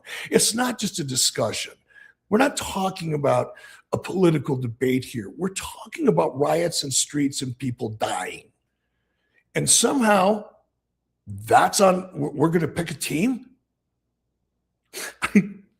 Yeah, Conrad, it's so obvious, and you're so right. I wish you had more influence and I had more influence, because we're seeing it happen over and over and over again. And not just with entertainment brands. It's just, don't get in this fight. This fight is temporary. This too shall pass eventually. And when it does, you want to be left with just a small handful of rubble where your audience used to be, because that's what you're going to be building back from. It just makes no sense to me. Well, something that does make sense is our friends over at Mars Men. You can take a look at Eric and see that Eric is in better shape than ever before. And a lot of that is because he's tapped in to Mars Men. A lot of us, when we hit 36, it feels like everything that used to be easy suddenly isn't. All of a sudden, it feels like we're moving through mud. And here's the thing. Most men start losing testosterone about the age of 30. So you lose like 1% a year after that. And when the new year hit, I kind of treated it like a reset at my household. I wanted to feel that energy again. I didn't want to feel so worn down and tired. Well, one of the things that I've learned is your body makes testosterone, but a lot of it gets locked up and can't be used. There's this protein called SHBG that basically handcuffs your testosterone. So even if your body is making testosterone, SHBG locks it up so you can't access it. Think of it as like having money in the bank, but for whatever reason, your debit card doesn't work. Well, Mars Men is designed to help free lock testosterone so your body can actually use it. By the way, you do this with no synthetics, no needles, just real ingredients to help optimize your energy, your focus, and your strength. And you're going to feel a difference. You're going to feel more consistent, natural energy. Not like drinking a cup of coffee. It's like a steadier sense of drive throughout the day. So if you feel like you're petering out after lunch, or maybe you just want a stronger physical performance and better recovery in the gym, or more energy or more stamina, man, Mars Men does all that, and it supports healthy T levels. There's 8 different natural, clinically closed ingredients, and these are all made in the USA and third-party tested. You even get a 90-day money-back guarantee, so there's no risk. So here's the worst case. If you don't absolutely love it, you get your money back. But 91% of users report higher energy levels, and thousands of guys are feeling incredible results. Just check out the reviews on the website to see for yourself. For a limited time, our listeners get 50% off for life, plus free shipping and 3 free gifts from mengotomars.com. It's a perfect way to kick off the new year strong. Go right now to mengotomars.com for 50% off and 3 free gifts at checkout. After you purchase, they're going to ask you where you heard about them. Please support our show and tell them we sent you. Eric, we are live. We got a lot of great questions coming in. I want to hit a few of these, but then I also want to talk about WrestleMania. We've been teasing this for a bit. It is time we get there, but there's so much cool stuff that keeps coming. Here's one from KS Dixon 86. He says, without a TV deal, WCW was worth $20 to Fusion. My question is why? You had the tape library, the copyrights, you removed most of the roster, and after the 90-day cycle, TNA and others survived on a pay-per-view and DVD distribution just a year later. With the benefit of hindsight, would you have tried to rework that Fusion deal? I mean, obviously nobody knew what streaming was going to become. Even if your partners had done some great business with ESPN Classics, the tape library maybe would have been worth at least what Vince paid for it. But was that just not the model and what you were excited about? And once that sort of shine was taken off, you were just less interested? Or is there a way, with the benefit of hindsight, to make a deal work? You're muted. We can't hear you. Sorry about that. Sure, there would have been a way to restructure that deal if that's what Fusion wanted to do. Keep in mind, Fusion put in, I think they seeded WCW with, it was either $5 or $10 million of their own personal cash, and then went out and raised additional $50 or $60 million from institutional investors. Well, and I was a part of that process. I was a part of those dog and pony shows with Fusion Media when speaking to the business and the business model to these potential investors, which were, by the way, at the time, like Warburg Pincus level institutional investors. So it was kind of a big deal. Ultimately, the investors that came on board so that Fusion had the 67 million or whatever the number was, bought into a business plan. Well, that business plan that the investment group bought into had television associated with it. So once you take the television aspect out of it, all of those institutional investors, and they're not looking for little deals. That's the thing about some of the investors that we were speaking to. They're not looking for a little, I'll put in 100,000 here, or you put in 200,000 here. We're talking about fives and tens, multiple millions of dollars, right? So once the business model changed, because Kellner came in and unplugged the television and the revenue that came with it, it no longer made sense to the team of investors that had agreed to fund it.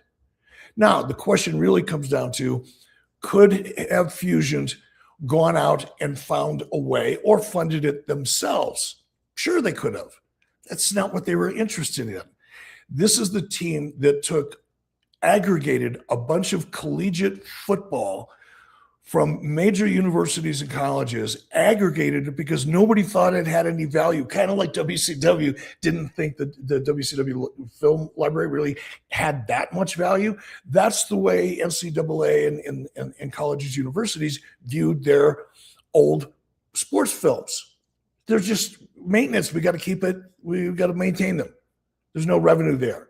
Well, Brian Bedall and Steve Greenberg went out and went, hey, I'm going to go up and buy the rights to all that footage. I don't need to buy the footage. I just need to buy the rights to that footage. It's found money for these colleges and universities because they don't think it has any value anyway. Brian and Steve had the vision to create the Sports Classic Network, which ESPN subsequently bought and became ESPN Sports Classic. And then Brian and Steve went on to replicate that kind of acquisition, content acquisition, build it, blow it up big, and sell it for a big number.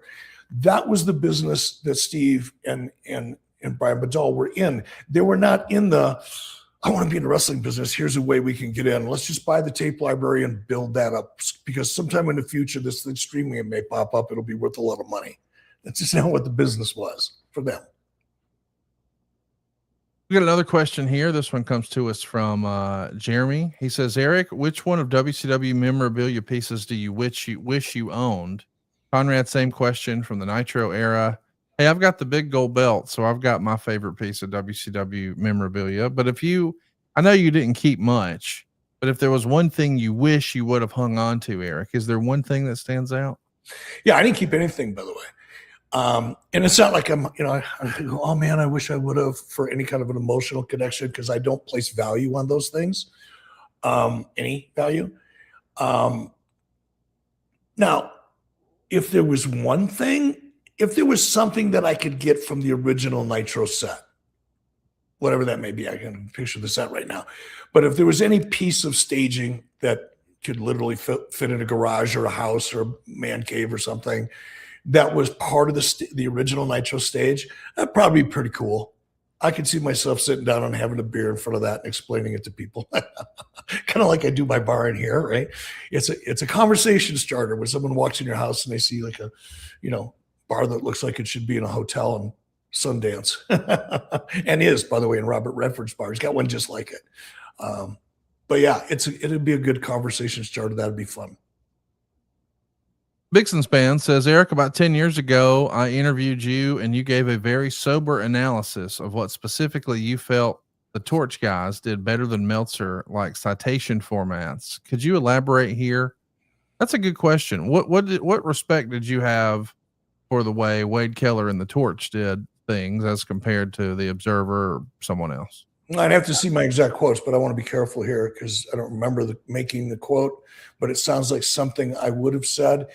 The only thing that may be lacking in context would be the timeline, because there was a time when, for example, Wade Keller was nothing but a cheap imitation of Meltzer, meaning rumors, innuendo, relying on hearsay, a heavy amount of spin and personal take, yet published as fact.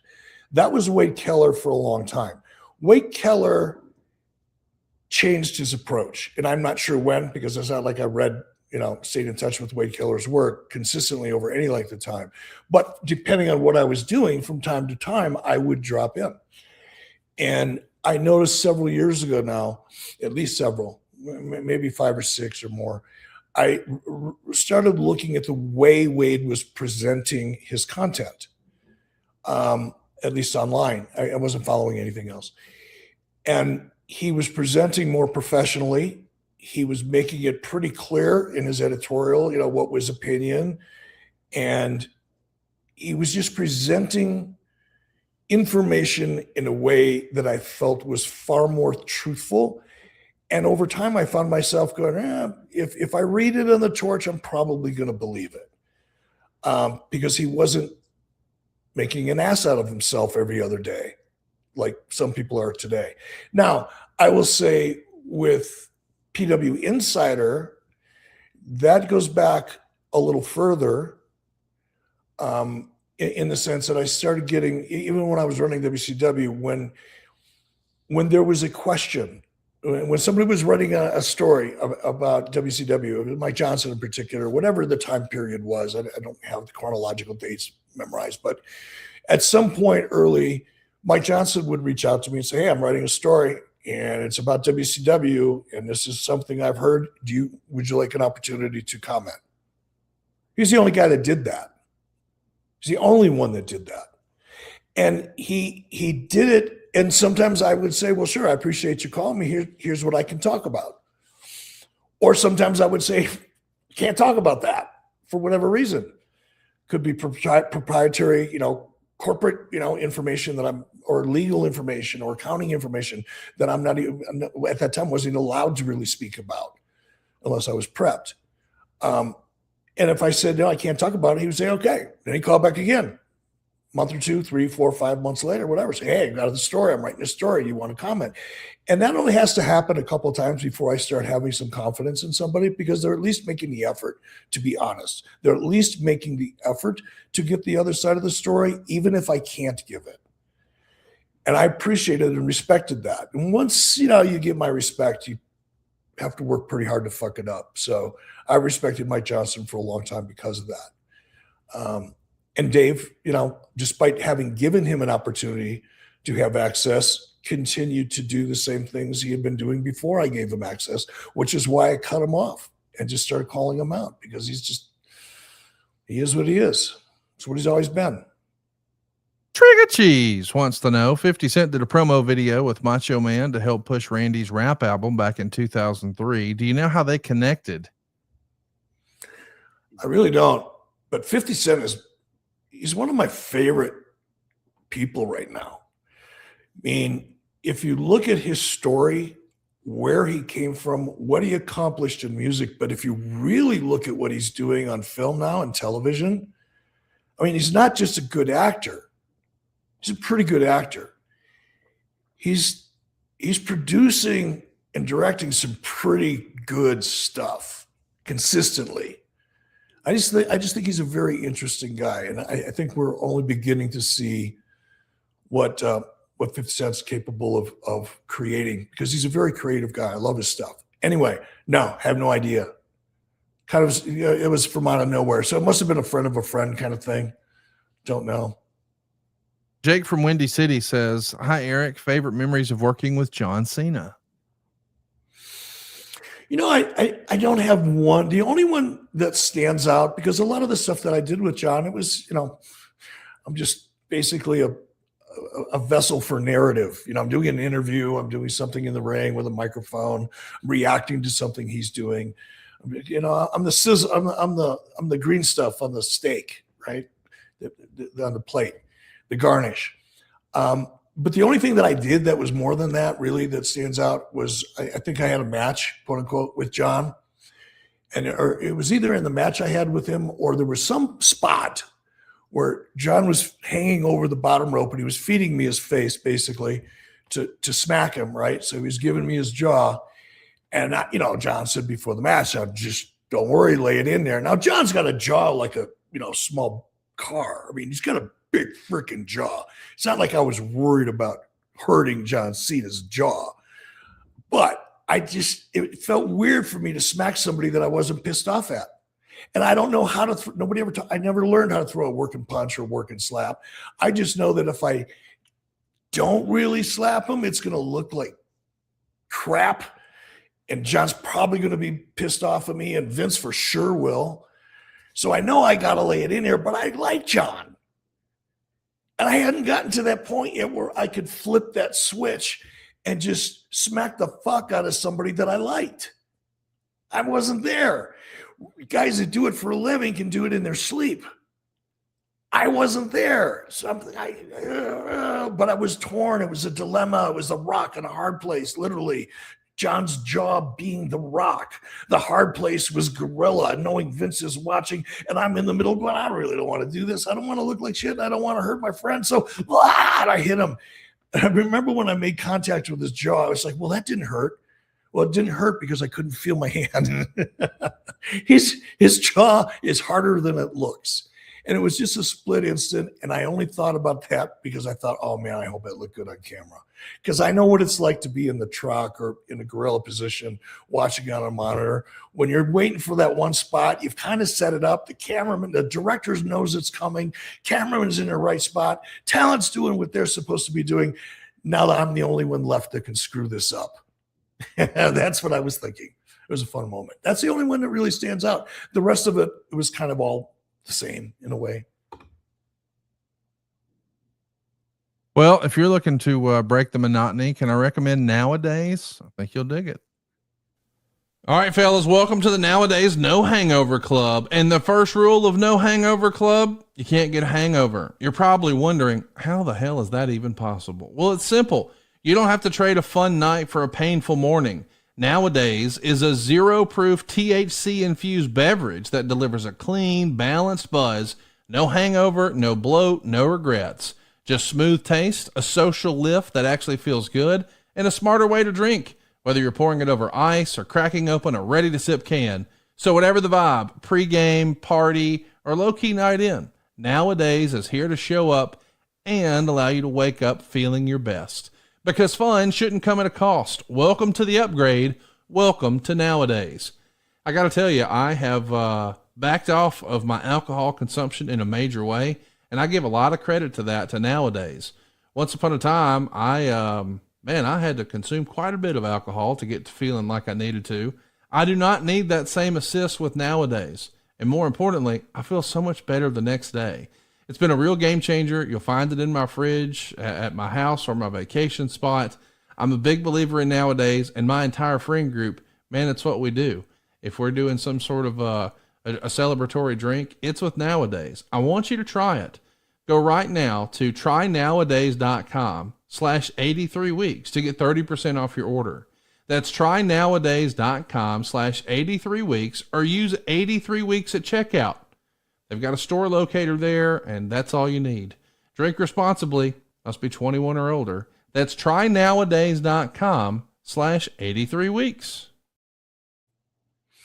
Nowadays is the real deal, man. I don't know if you are late to the party, but I highly recommend that you check it out. Hey, let's talk about WrestleMania. We are still live. Keep those questions coming. I've got like 8 banked, so we are going to get to your questions. Keep them coming. But WrestleMania, it's the topic right now for a lot of reasons, Eric. You know, this is WrestleMania season. I'm not going to say I told you so, but I think we called this. Ticket sales are sluggish for WrestleMania. I said last year when they made the announcement that they were going back to Vegas that this would be tough. You know, a lot of wrestling fans for WrestleMania, at least, are of course fly-ins. And so people plan their travel based on where WrestleMania is going to be. And that becomes one of their annual vacation trips every year. And Vegas is very expensive. And last year was the most expensive WrestleMania ever.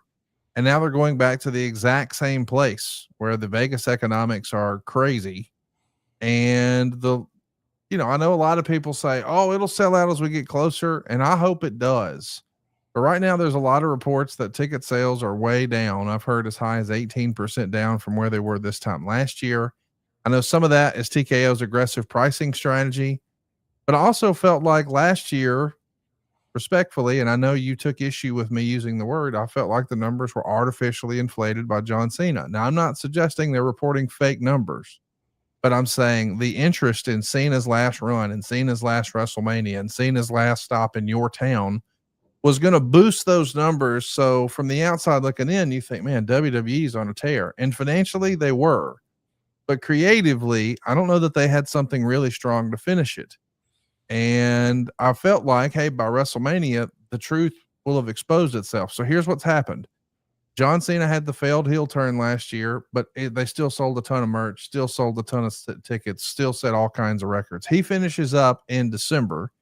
January was the Royal Rumble, almost universally agreed upon as a less than show. It did not deliver. I mean, yes, they got paid. Yes, they made a lot of money, but I don't know that that show was necessarily booked for the fans. I didn't talk to anyone who said that's my favorite Royal Rumble ever.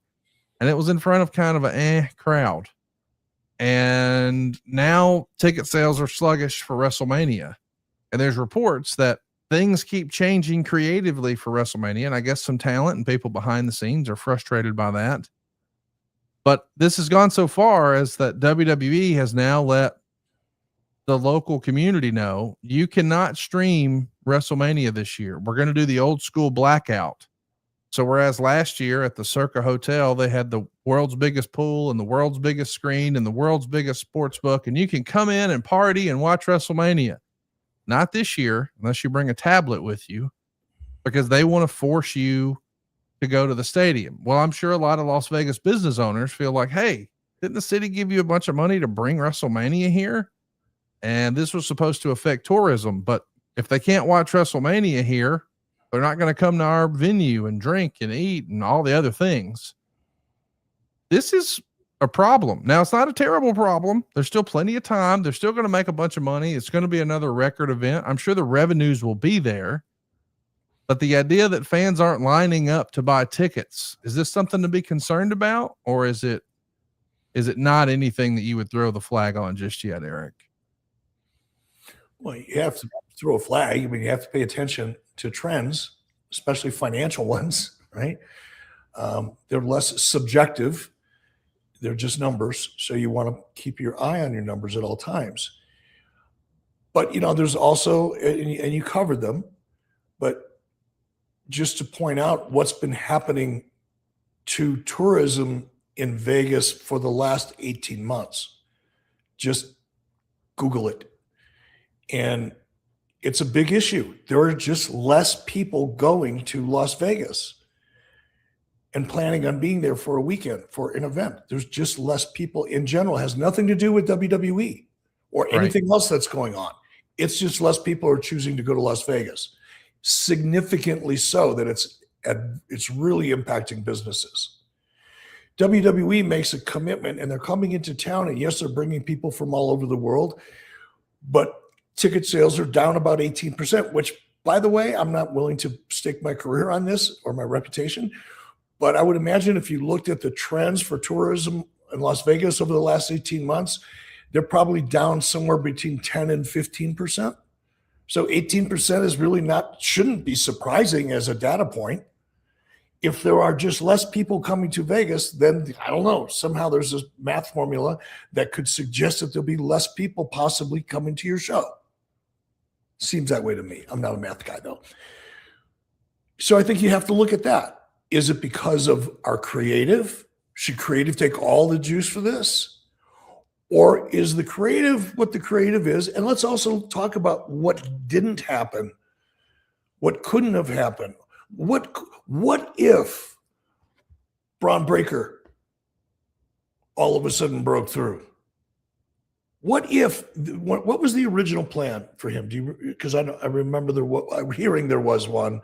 The rumor and innuendo was that he was supposed to win the Royal Rumble. He did not. They pivoted to Roman Reigns, and the following week he hurt himself flipping the announcer's table. I guess it was the straw that broke the camel's back. He's going to require hernia surgery, and he'll miss WrestleMania as a result. Okay. So then I can presume, based on what you just laid out there, we can presume pretty safely that there was a plan for Braun Breaker. The way he got treated on the event before, when it was just like kind of treat him like a dog, right? He was like, It's like, wow, that was what they use him like that? Well, that was his motivation to get pissed off, right? I think there was a plan for Braun. Had there been a creative plan for Braun that could have been launched at Royal Rumble the way they wanted to launch it, and we were looking at Braun Breaker in the main event, would we feel differently? Would we be more excited? Would that story have captivated us enough because of the way it was set up? And if our hypothesis, guess if you will, is accurate, and there actually was a plan for him, and part of that plan was for him to get jobbed out so that he could come back with fire and fury, which we saw. We just didn't see the part where he got a hernia. And now those plans are off the table. What if those plans would have remained intact? So before, again, it's so easy to go, oh, numbers are down. Oh, Triple H is getting heat and changes. Of course there's freaking changes. People are injured. Right. Guess what? You're going to have freaking changes, people. And once you make one change, and it seems like when you're on the outside looking in, you go, oh, well, we could just put this guy over here. It unwinds a bunch of other stuff. That's right. So it's not as easy as moving a chess piece across the board. And that requires a lot of structural change. Even if you're only talking about one person, then all these other plans have to change. So keep that in mind why we're jumping to creative conclusions, because that's the first thing the Internet Wrestling Committee is going to go to, right? That becomes the narrative. Ooh, there's trouble in paradise. Maybe, I don't know. I don't want to sound like I'm covering for many, but it just seems like we read so much into the drama of the wrestling business, even at the executive level, that it doesn't really exist, or it shouldn't exist if it does. Yeah, I don't think it's fair that a lot of people have decided that it's all creative. I mean, we've got some comments coming in our live chat who are saying that, hey, it's all creative. I think some of it is economics, and another part of it is there's a sense of sameness. I know we talked about this before, but it wasn't that long ago, guys, that WrestleMania was one night, so you had to buy one ticket. Well, if you're going and you're taking your kid, you've got to buy two. Now you've got to buy four. But not only that, as Eric said, it's awfully expensive to go to Las Vegas. I looked it up, and year over year from 24 to 25, Las Vegas tourism was down 7.5%. So you got to assume that trend has continued or perhaps worsened from 25 to 26. We're too early in 26 to get that sort of data, but clearly Vegas is trending down, and that's based on economics. I mean, a lot of the American economy right now are the haves and the have-nots. You've got people who are stressed out on their monthly payments and struggling to pay their rent. And then you got other people who are making a fortune in their stock investments, but there's very little in the middle. And I think that if you're talking to the people who have to save up to go to WrestleMania, then they would say, hey, we just went to Vegas last year. We'll wait until next year. I think it was a strategic mistake from a fan perspective. And I think this is the problem with TKO right now is they're not really operating for the fans. I do feel like on some level, Vince was trying to grow the audience. Now, maybe we didn't always agree with it, but it feels like now the decisions are made less about what would the fans like and more about what's best for the bottom line. An easy example would be the NASCARification of the ring canvas. I mean, there's just ads everywhere, which I'm for, by the way. I mean, you listen to my pods and we're going to have one of those motherfuckers about every 15 minutes. So I'm for it, but I'm just saying, there is a paradigm shift where we can't serve both masters. And I think that if WrestleMania this year was in New Orleans, like a lot of people thought it was going to be, I don't think ticket sales will be down, because I feel like the people who went, your most loyal, who spend the most money, who went to Las Vegas last year, they're looking for a new experience. They don't want to go back to Las Vegas again. It's like, well, we just did that last year. We were looking for something different then. And I feel like booking the same location has hurt them. And obviously the pricing. I mean, that's the number one thing that we're hearing about. The guy who helps us on YouTube, Ann Evans, he bought a ticket for his kid to WrestleMania. He is a local Las Vegas resident, but boy, he was belly aching in a major way about the investment to go to WrestleMania, but he also wanted to memorialize it for his kid and have a keepsake. TKO was charging a major premium just to get a physical printed ticket. Like, they don't just give you that. You have to spend hundreds of dollars more to get that, so you can go slab it or, save it or whatever. I've never heard of such a thing. That's crazy. What else is crazy, Eric, is they're using dynamic pricing with TKO. So depending on where you live and what time you're looking, the price of your ticket to WrestleMania will change. Like, this is a whole new ball game. This is not just, well, I wish Jey Uso was in the main event. It's like, there's more to it than that. There's a lot of other factors at play for this. And I think unfairly, sometimes people are overly critical of creative. I'm not saying that, everybody loves every second of WWE creative, and I'm certainly not defending my best buddy Bruce or anything like that. I'm just saying to say that none of these other factors matter. It's just this one thing is not fair. Well said. Well said. Because it's a very complicated business. When I say to people that I don't really pay real close attention to the stuff in the ring until, we'll get closer to WrestleMania. Of course, I'll check in, I'll start dropping in because the stories get better. It's the same thing that happens to me with the NFL. When in the early fall, throughout the winter, do I, make a point of being home Sunday afternoon or Monday night so I can watch football? Absolutely not. I'm outside enjoying my life where I live with my dog, my wife, my kids, whatever. I'm doing stuff. I'm not sitting in front of a television. That's just me. But towards the end of the season, as you're going into playoffs and certainly into the Super Bowl, now I'm going to make time on my Sunday afternoon because now it's getting good. Now it matters. Truly matters, right? I'm the same way with WrestleMania. I'll drop in throughout the year from time to time. If I hear somebody, that I'm interested in is doing something special, I'll start dropping in for a couple of weeks in a row just to check in, see what's going on, or check it out on social media, YouTube, whatever.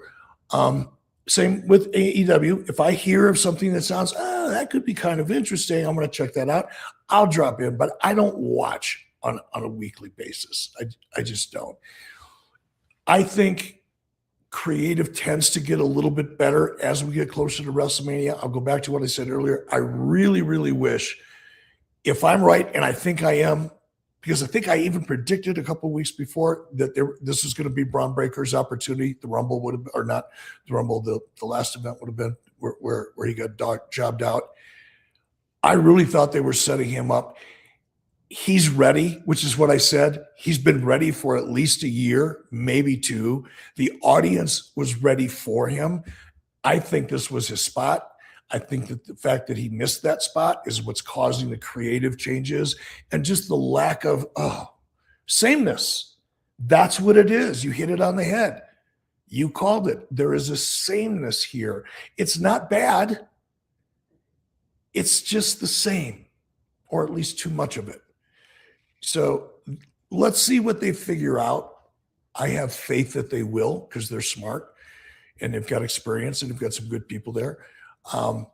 Let's hope that because if they can break out of that Roman again kind of vibe, let's see if they can make that work. I hope so. I think the best thing that could have happened to Braun Breaker is him missing this year's WrestleMania. If they had to crown him, I think it would have been too much too soon, and it would have stunted his growth, and the audience would have regurgitated him. I got a lot of friends who are hardcore Braun Breaker fans, absolutely love him. But when I say, what's your favorite Braun Breaker match or promo, they can't answer me. So give him one. Well, that's what I'm saying. But I don't think Cody was made worse by waiting. And I don't think Braun will be made worse by waiting. But I'm glad we're talking about this because there's rumor and innuendo out there right now about who Brock Lesnar's opponent might be at WrestleMania. Now, we heard a couple of years ago when Vince had a nasty lawsuit pop up on him that the plan that year was Brock versus Gunther. Now we're hearing maybe it's Brock and Obafemi. It certainly seems like that was teased. We're going to find out on Monday Night Raw on the 23rd from Atlanta. I guess there will be some sort of future foreshadowing between that and Elimination Chamber about what Brock may be doing. But there's speculation that it might actually be Brock versus LA Knight. And I'll admit that kind of caught me off guard. I did not expect to see LA Knight positioned with Brock Lesnar at this point. And I wonder when we're talking about timing, because timing is everything. Do you think WWE has missed their opportunity to make LA Knight a top guy? It feels like he's been right there waiting for years. And WWE has not pulled the trigger. Is it too little too late now? Did they wait too long? Did they miss their moment? Or can they still get there with LA Knight, in your opinion? Just based on nothing more than audience reaction to him when I do drop in on him. And he's one of the characters, by the way, I do I do kind of follow along with, just to see where he's at, what he's doing, because he, I don't know him personally. I don't think I've ever said hello to him. If I did, it was in passing, and it doesn't stand out. No offense if it happened. I'm sorry. It's the old age thing. It's a Prevagen moment, really. But I admire him. His story is a really interesting story. And I admire his creativity and what he's trying to do. And the fact that he's connecting, and he's got a very loyal audience. So all that being said, do I think they've missed the opportunity? Yeah, but it's still there. It's not like it's not there. They've had that opportunity has been sitting there waiting for a while now, at least a year that I've been paying attention or more. But just because they haven't tapped into it at this moment doesn't mean that they can't, because that it's a great thing about a wrestling fan base is they are really loyal to you as a talent. Like if you finally break through and you struggle for years to finally get their respect, and they bring you in, so to speak, they're loyal as hell, and they'll stick through some down times, and they'll be angry that you're not getting the opportunity that you should be getting in their minds. But when that time comes, they're still there. They will be like me, even though they may not watch weekly. When they hear that someone that they've looked up to for a long time and followed for a long time is finally getting that break, they'll come back. So I don't think it's a situation where LA Knight should feel like it's not going to happen. It still can. Now, are they going to get there with Brock? Are they going to take LA Knight where he needs to be in order to stay viable, to be in that spot? Are they going to put him in the ring with Brock and come out with that achievement? Yeah, I got to see that one. I don't want to be in the room when they lay that one out, actually, but I would love to hear about it secondhand.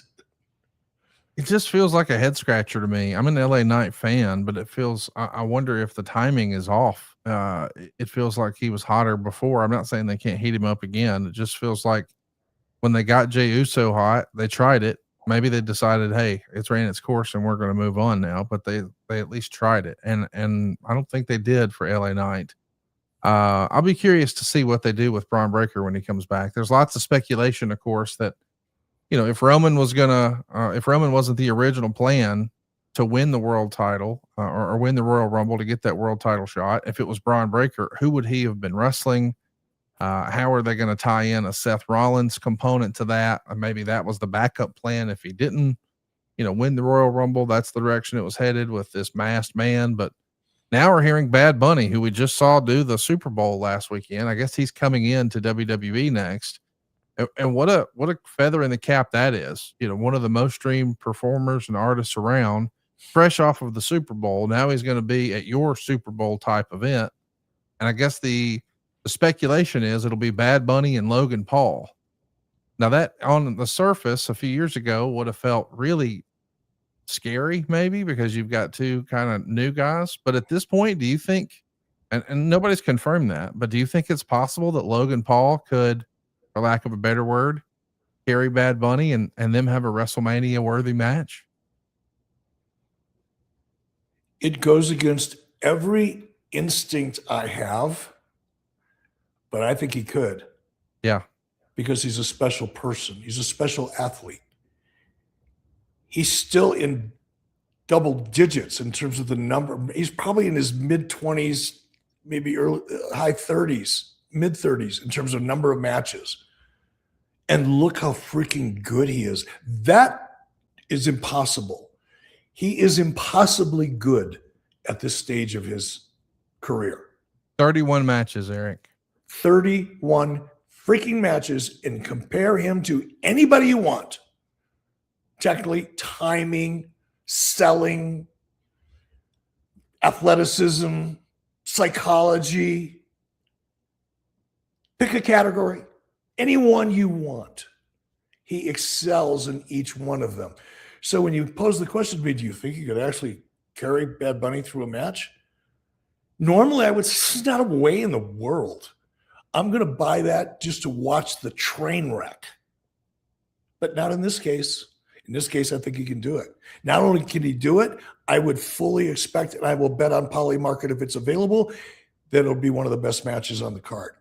Because we know Bunny's capable. Now the only variable is who's going to control the match. These two guys will figure that out. I would imagine it'll be Logan. He's just got more experience. By 30 matches, I guess. I don't know. It's almost comical to talk about. But he's obviously he's a different cat, man. He's playing at a different level. And Bad Bunny also, as an athlete, was playing at a different level. So do I think it's possible? I bet on it. Well, thankfully, you don't have to bet on something really important like life insurance. Policy Genius has helped me, and I know that they'll help you too. I have to tell you, I had like a moment of quiet reflection. I've mentioned it a few times on the program, but it was Christmas Eve. We were in our formal living room at the lake, and I look around and I just see just a room filled with people that I care, the people I care the most about. And I was just very grateful in that moment, to use an Eric Bischoff word. But I also had that weighty responsibility in the back of my mind, like, hey, it's up to me to help take care of all these people and protect all these people. And that stress of that financial planning and the possibilities of the future, it can be overwhelming. But finding the right insurance policy can help you ease that weight. I know it has me. I want you to start this new year with clarity and security by locking your life insurance in today. Policy Genius is an online marketplace that allows you to compare quotes from some of America's top insurers side by side, and you get to do it for free. The licensed team over there will help you get what you need fast so you can get on with your life. You'll easily find what you're looking for: the coverage amounts, the prices, the terms. There's no guesswork, just clarity. Policy Genius will help you find your most affordable policy that meets your needs. They answer the questions, handle the paperwork, and advocate for you throughout the process. Policy Genius has thousands of 5-star reviews on Google and Trustpilot from customers who found the best policy fit for their needs. Plan the year knowing you've protected what you've built with Policy Genius. You can see if you can land a 20-year life insurance policy starting at just $276 a year for $1 million in coverage. Head on over to policygenius.com/83 weeks to compare life insurance quotes from top companies and see how much you could save. That's policygenius.com/83 weeks. Eric, we got a question here that caught a lot of people off guard here. I don't know that you even saw it, but over the weekend, I guess yesterday, as we're talking on Friday, let me see if I can find it. I know that there was an announcement made. I don't know if I can see it in here, but Johnny Ace, John Laurinaitis, is making, I believe, what'll be his first public appearance. He has been advertised for a convention, an autograph signing, an autograph session in Chillicothe, Ohio in mid-March. So we're about a month away from that. I know you and I both saw John Laurinaitis at Hulk Hogan's funeral or Terry Bollea's funeral, and I hadn't seen him. I couldn't tell you when, but he was there. But this is his first public appearance, and a lot of people have an opinion one way or another. I wanted to see what you thought about John Laurinaitis getting out there and making some appearances. Oh, I don't envy John. John made choices and put himself in a position that took a big toll on him. And I can certainly understand how he feels, embarrassed, and wanting to move on with his life. And it sounds to me like John's ready to move on with his life. And, look, I also think it's a big step for John to get out there and, do something publicly like this. But it's probably the best thing for him. He's not a part of the suit. So his legal jeopardy has been resolved, I guess. So, what are you supposed to do? Just lock yourself in a room and not come out? Well, and to be clear, I mean, I appreciate what you said about his legal jeopardy, but that wasn't a criminal case. It was a civil case. So he was never in a criminal suit, and I guess he was being sued civilly, but that seemingly has been resolved and he's no longer a defendant in that suit. So if he has no pending litigation, it feels like at this point, all that's left is to just poke your head up and see if you see your shadow and decide if you want to be Puxatawny Phil and if there's 2 more months of winter or if we're going to get going. Yeah, I mean, look, at the end of you've got to move on with your life. And if he's going to find out how people feel about it. And let's be honest, there's always going to be a significant group of people that are going to hold that against John. There's nothing John's going to be able to do or say that's going to change people's minds at this point. Those minds have been made up. The only thing you can do is face it and move on and hopefully, find your way. But yeah, it's a tough spot to be in. Well, there's no doubt about that. We got some live questions rolling in. Let's hit some of these. Lord Snow Gaming says, Eric, greetings from Paraguay. Hey, how about that? Appreciate you tuning in. At WCW Prime, did Ted Turner ever say to you how great of a job you're doing? Was he a guy that would acknowledge good work? Frequently. Every Tuesday, generally around 4:30 to 5:15. For a while, there was a regularly scheduled call. I made sure I was in my office, let's put it that way, because I didn't want to get the message from my assistant. So, yeah, he and Brad Siegel would both call together generally. And Ted was very effusive. He was very happy. He was excited because for years, and some people may know this, most don't, but even within Turner, his own executives, the senior, the executive committee, everybody in that company wanted Ted to unplug WCW from the day that it showed up. They didn't want him to do it. And then when he finally, created WCW, everybody in the company regularly told him all the reasons why they wished he would just stop. And he kept doing it. And finally, we proved him right. WCW and Nitro proved Ted right. And he took a lot of that same kind of pride in that. At least that's the way it came out over the phone. So, yeah, he did. He was a great guy.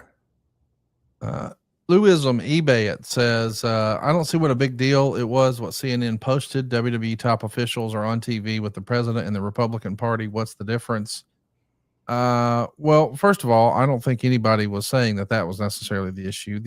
The big thing to me was that there was finally a public disclosure that Time Warner had a minority ownership share in AEW.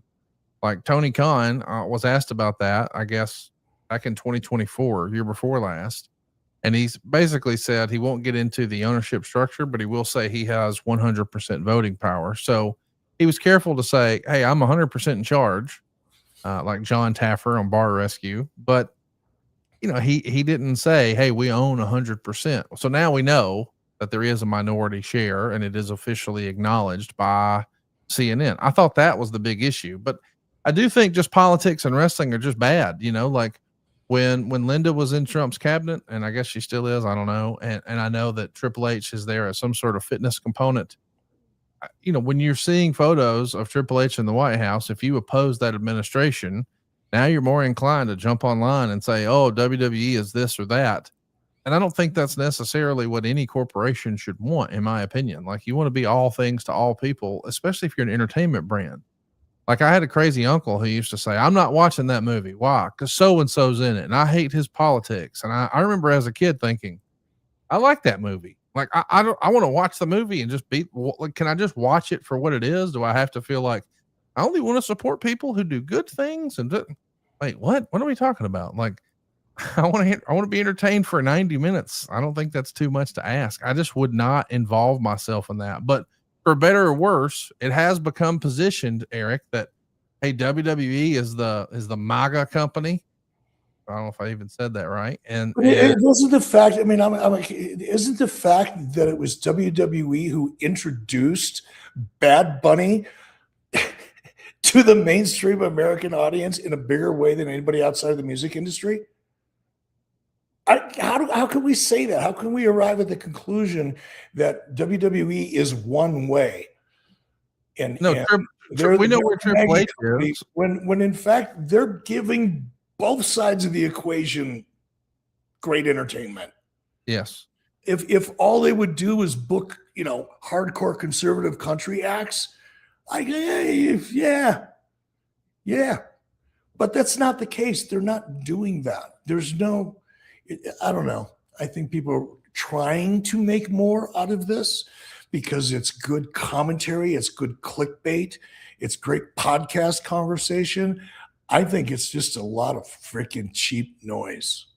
Yeah, cheap heat in wrestling, which is why it's considered cheap heat, because it's so freaking easy to get. It has no value. This is kind of like cheap content. And I think the internet wrestling community is creating it because now they have something new to fight about and make fun of each other and accuse each other of horrific things. Now we can do that and talk about wrestling at the same time. That's what all this is. I think it's a sad commentary is what it really is. Eric, you know what's interesting is a friend of mine told me once that I have the most eclectic and unique group of friends ever. And I'm proud of that. But I don't know that you know this, but one of my friends actually did a TED Talk once, and that's kind of a cool thing. And that friend, when he did a TED Talk, he had a really interesting subject matter that he discussed where he sort of compared these two things. Do you have any idea what I'm talking about, Eric? Yeah, I heard that. He talks out his ass. You don't know what he's talking about. Well, catch everybody up, and maybe they can go find it online and see where you stand on this political wrestling discussion. Well, I just think that, look, news, and the point of that TED Talk, and I encourage people to go back and look at it. I don't remember when I did it. It doesn't matter. I did it. I can't remember when. No, it was not 19. It was 20. Might have been 2017. Yeah, it was 17 or 18. Yeah. And I was contacted by the organization, the TED Talk organizer, TEDx, whatever it's called. Guy came, he knew of me and wanted me to come in and do a 17-minute TED Talk. And I was excited to do that. It was a challenge for me to do that, because if you've seen TED Talks, or in this case, TEDx, these are really people that are pretty good speakers generally and have something really interesting to share. But you do it like in a 15 or 14-minute time window. They don't give you all day. You got 14 minutes, right? The goal is to make your talk as interesting, provocative, whatever, informational as possible in that window. And I thought, well, that's going to be an interesting challenge. How do I do that? And I had this whole thing laid out. I don't even remember really what it was. I had it all scripted out, had it on my iPad. I left Wyoming to fly to Chicago because it was in a suburb of Chicago where I was doing this. I got off the plane like at midnight or 1 o'clock in the morning. Sure enough, left my iPod on the plane. Didn't realize it till the next morning when I got up to start drinking coffee and, rehearse and get ready, because, you're just up there winging it, right? So I go to get my iPad, it's gone. I got nothing, and I panic. So I tried to call the airlines. That was a waste of energy. So I thought, okay, I can either cancel or I'm going to wing it. So I took elements of my podcast that I had with me, and I found some pictures on the internet that I could give to the people that were putting up the slides and everything, because I literally laid this thing out kind of in my head. And I thought, I'm just going to do this kind of shoot wrestling promo as a part of my TED Talk. That's how I'm going to get their attention, right? Act one. I needed to get everybody's attention and get them hanging on every word that I said. So I cut a wrestling promo on them. I made fun of the city that I was in. I can't remember what it is, but it was a really nice city, but I shit all over it. I got everybody, and people were literally sitting. At first, they were like chuckling. We know this is an act. And I picked out some lady. She was not the most attractive lady in the world. And I said, don't even think it, lady. There is not a chance in the world, you and I, after the show, it is never going to happen. Look at you. Look at me. Something like that, right? Now, all of a sudden, I could see people going, well, you piece of shit. And I knew I had them. And then I went into the rest of my TED Talk, and it was all about how politics has become more professional wrestling than professional wrestling. It's probably one of the reasons I'm so animated about this. I don't want to see that. I don't want to see politics become more like professional wrestling. And I certainly don't want professional wrestling to feel more like politics from anybody's freaking point of view. Even with someone that agrees with everything that I think, I don't want that person interfering with my entertainment. You're killing it. You're taking away the fun. Don't take away the fun. I love it. Let's do a few more here. We got some questions, and then I want to talk about the Wrestling Observer Newsletter Awards because there's some hilarious ones in here. Oh, you're killing me. Walrod says, this question is for both of you. How do you navigate losing a relationship that was really special to you in a way that's positive and forward moving instead of looking back in sad thoughts? Boy, that's a deep question there, Eric. Oh, well, that hasn't happened to me in a long time. I've been with my wife for what, 43 years now, 44. I don't have to get that. I have to get out a calculator. That's the funny part. But it's true. It's only true because it's funny. So, I have, obviously someone, close friends, family, obviously lost Hulk recently.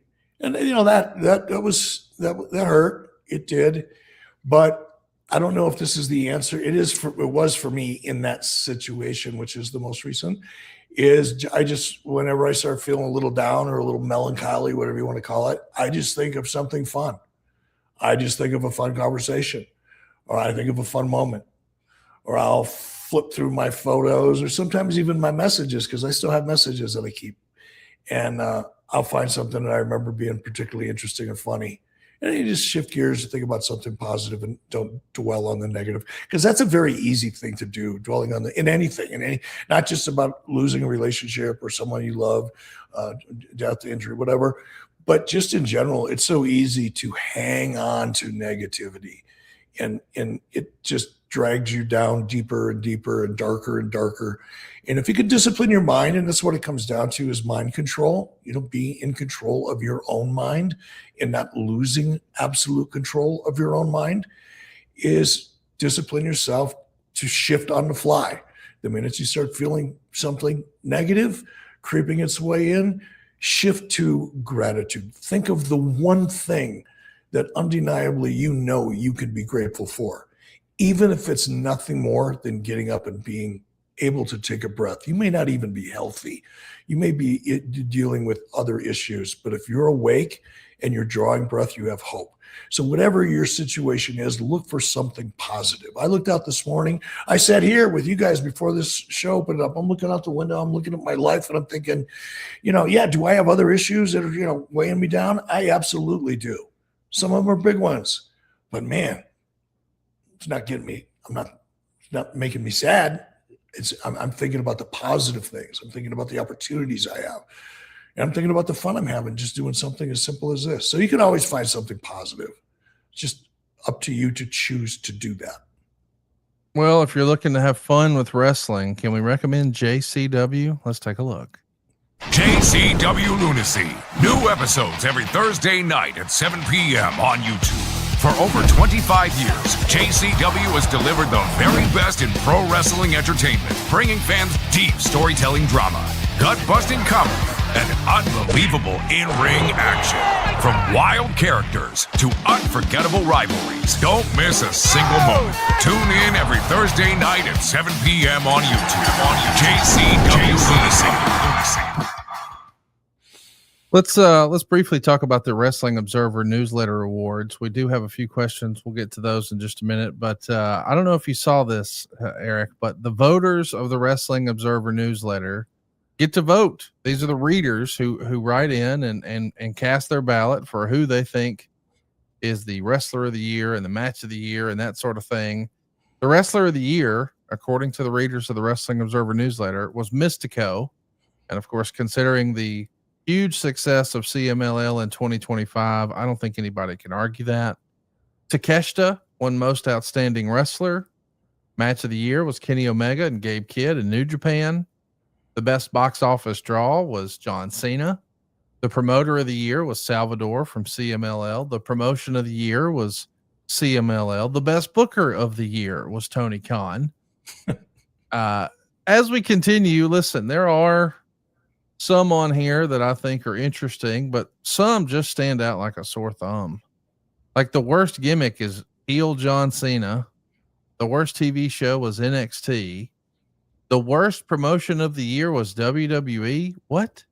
How in the world is WWE, who had their best financial year ever, the worst promotion of the year? And then maybe the most egregious. John Cena versus Cody Rhodes is the worst match of the year. Like, there, of all the fucking indies, of every bad TV match that just happened on TV in the last calendar month, John Cena and Cody Rhodes was the worst. Like, this, I don't know. This feels like this may be the most egregious Wrestling Observer newsletter award cycle ever. Can you imagine what that group of voters, like if you could get all of these Wrestling Observer voters in a room, can you imagine what that would be like hanging out in for an hour or two? I mean, and you'd have Dave, like the head gooner, you know, that they all look up to, and look at the world of wrestling through the Dave Meltzer lens. Of course, you get these kind of responses. These are the most culturally isolated, irrelevant group of people you could ever imagine. So I don't know why anybody would expect any of these categories would reflect anything sensible. Just so I'm clear, did you just hit us with head gooner? Yeah. I didn't think I would ever hear you say the word gooner here on the program. But you don't think I have my fingers on the pulse of pop culture? Buddy, every now and again, you just dust something off. Like when I found out you listen to Yellow Wolf, I'm like, what?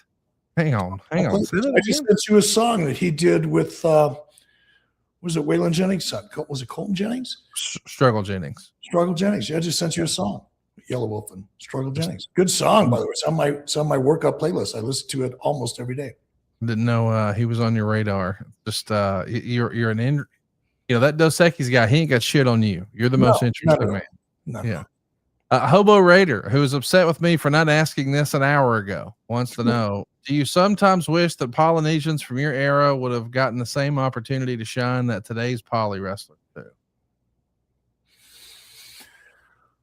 Oh, I don't know how to answer that. I mean, we had the Yokozuna. We had it's like, were they ever really lacking? I mean, in my, because I didn't see what was going on the West Coast. I didn't see what was going on the East Coast back in the 60s and the 70s and even into the early 80s.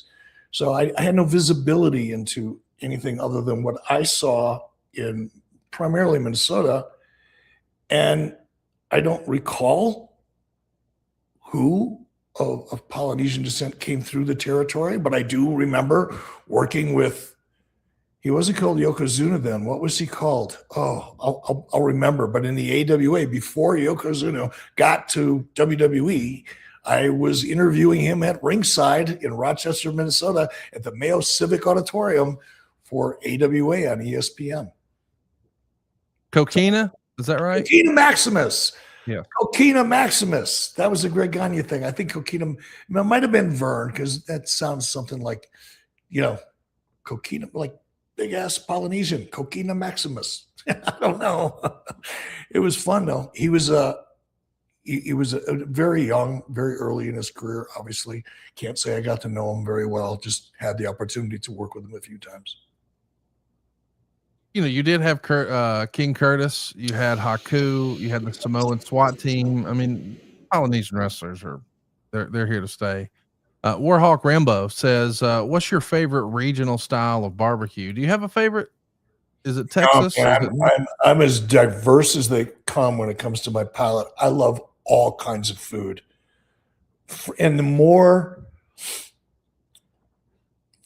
rare it is, the better. Like I love when I travel, I love to eat the food of the culture, particularly the street food, not the fancy stuff, but just what the everyday people eat. I like that. Depends what mood I'm in. Like I typically don't like Southern barbecue, some of it. Like it's off, Eric. Like this, the North and South Carolina stuff, I do like. It's vinegar based. I do like it a little bit more. I don't like sweet. That's my thing. I like a good, like Texas barbecue can be really tangy and almost to the point of being too tangy. That's kind of my vibe. Kansas City Southern tends to be sweeter, and I just don't like sweet. Well, I'm with you on that. You couldn't tell from looking at me, but I like dry rubs. I don't want any sauce. I always get my sauce on the side. Anytime you've had barbecue at my house, you'll notice it's always sauce on the side. If you want to add it after the fact, I'm just dry rubs. All I do. Dylan Brooks Aura says, love the show. Both Eric and Conrad could do a great job in making an hour to 3 hours of podcasting feel like 30 minutes flying by with great conversation. Thank you for hanging out and sharing that with us. We appreciate that. Another question. Do you think it's best for WWE to change its day from Monday to another day with the growing popularity of the NFL? Is it Monday Night Raw forever, or now that it's on Netflix, could it go to another day? Would it matter now, Eric? Ooh, such a good question. Right? Because does the day really matter? I mean, if it's streaming, I don't think it does as much. And if Netflix, here's where the answer would lie, and only Netflix would probably be, well, only Netflix would know this, is what percentage of their overall number is live? Like, because that's what you're risking. What you're risking is your live audience. Now, the degree to which you're risking it, you'd have to analyze further.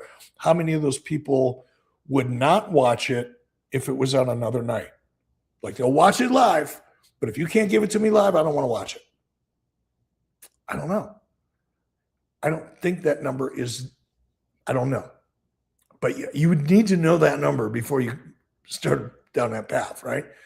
But if the number is minimal, knowing that the wrestling audience, this is one thing I do know from having been in the business as long as I was, is that the wrestling audience is extraordinarily more loyal than almost any other fan base that I've ever read about or experienced. So if that is true, and you know they're going to come and watch you anyway, what percentage of them do you potentially lose by not being on Monday night versus how many more would watch if they're not competing with football? I mean, that's a kind of analytics that I think would be really, it's a rabbit hole, and I'm sure it's a tough one to because now you're talking about feelings and habits as much as math. And that's a tougher equation to get to the root of accurately, but it would definitely be a conversation I'd want to have. Another interesting question here, Eric. If this was the 90s and the Vince McMahon lawsuit happened with him and John Laurinaitis, would you sign John Laurinaitis just to get at Vince? So if that lawsuit had dropped in, say, January of 98 instead of January of 2024, would you have looked to bring Johnny Ace to WCW television?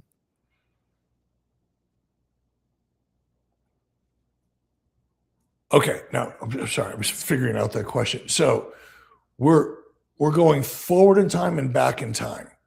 Yeah, so let's pretend that the Johnny Ace Vince McMahon lawsuit that I think dropped in January of 2024, if that would have happened in January of 98, where you're just months away from challenging Vince to a fight, do you think you would have had fun with this lawsuit? And maybe if Johnny Ace was released, in theory, he could show up on WCW and have some fun with you. Okay. That's a little tougher question because it requires me to plug myself back into my mentality of 1998. 98 Eric Bischoff was not here to fuck around. And 98 Eric Bischoff wouldn't have been quite as concerned about the downside. Yes. So, yeah, there's just no, Now, 2026 Eric might have regretted what 1998 Eric did by taking advantage of this opportunity. And it may be one of those aforementioned piles of shit that I refuse to ever step in twice. But to be honest with you, I probably would have. Yeah. That's kind of what I expected. Lord Snow Gaming says, what's your honest opinion on Sting's run in WWE? What would you have done differently? Triple H winning didn't make sense to me. It didn't make sense to anyone. I mean, that was silly. Why would you bring a guy in? You finally got the dream match and WWE still has to win. Like, I don't know why you wouldn't try to make Sting there, but clearly that was not what Vince and Hunter had in mind. That was a real head scratcher to me, Eric. What say you? I think inducting Steve into the Hall of Fame, look, there was a way to do it. What WWE did was not the way. What else would you, as a fan, what else would you have done with Sting? Would you have had Sting beat Triple H? Let's go back and look at some of the images. Sting was not ready for that opportunity. I'm just going to come out and say it. I love Sting as a human being. He was not ready for that opportunity. Go back and look at the pictures, the stills, the video.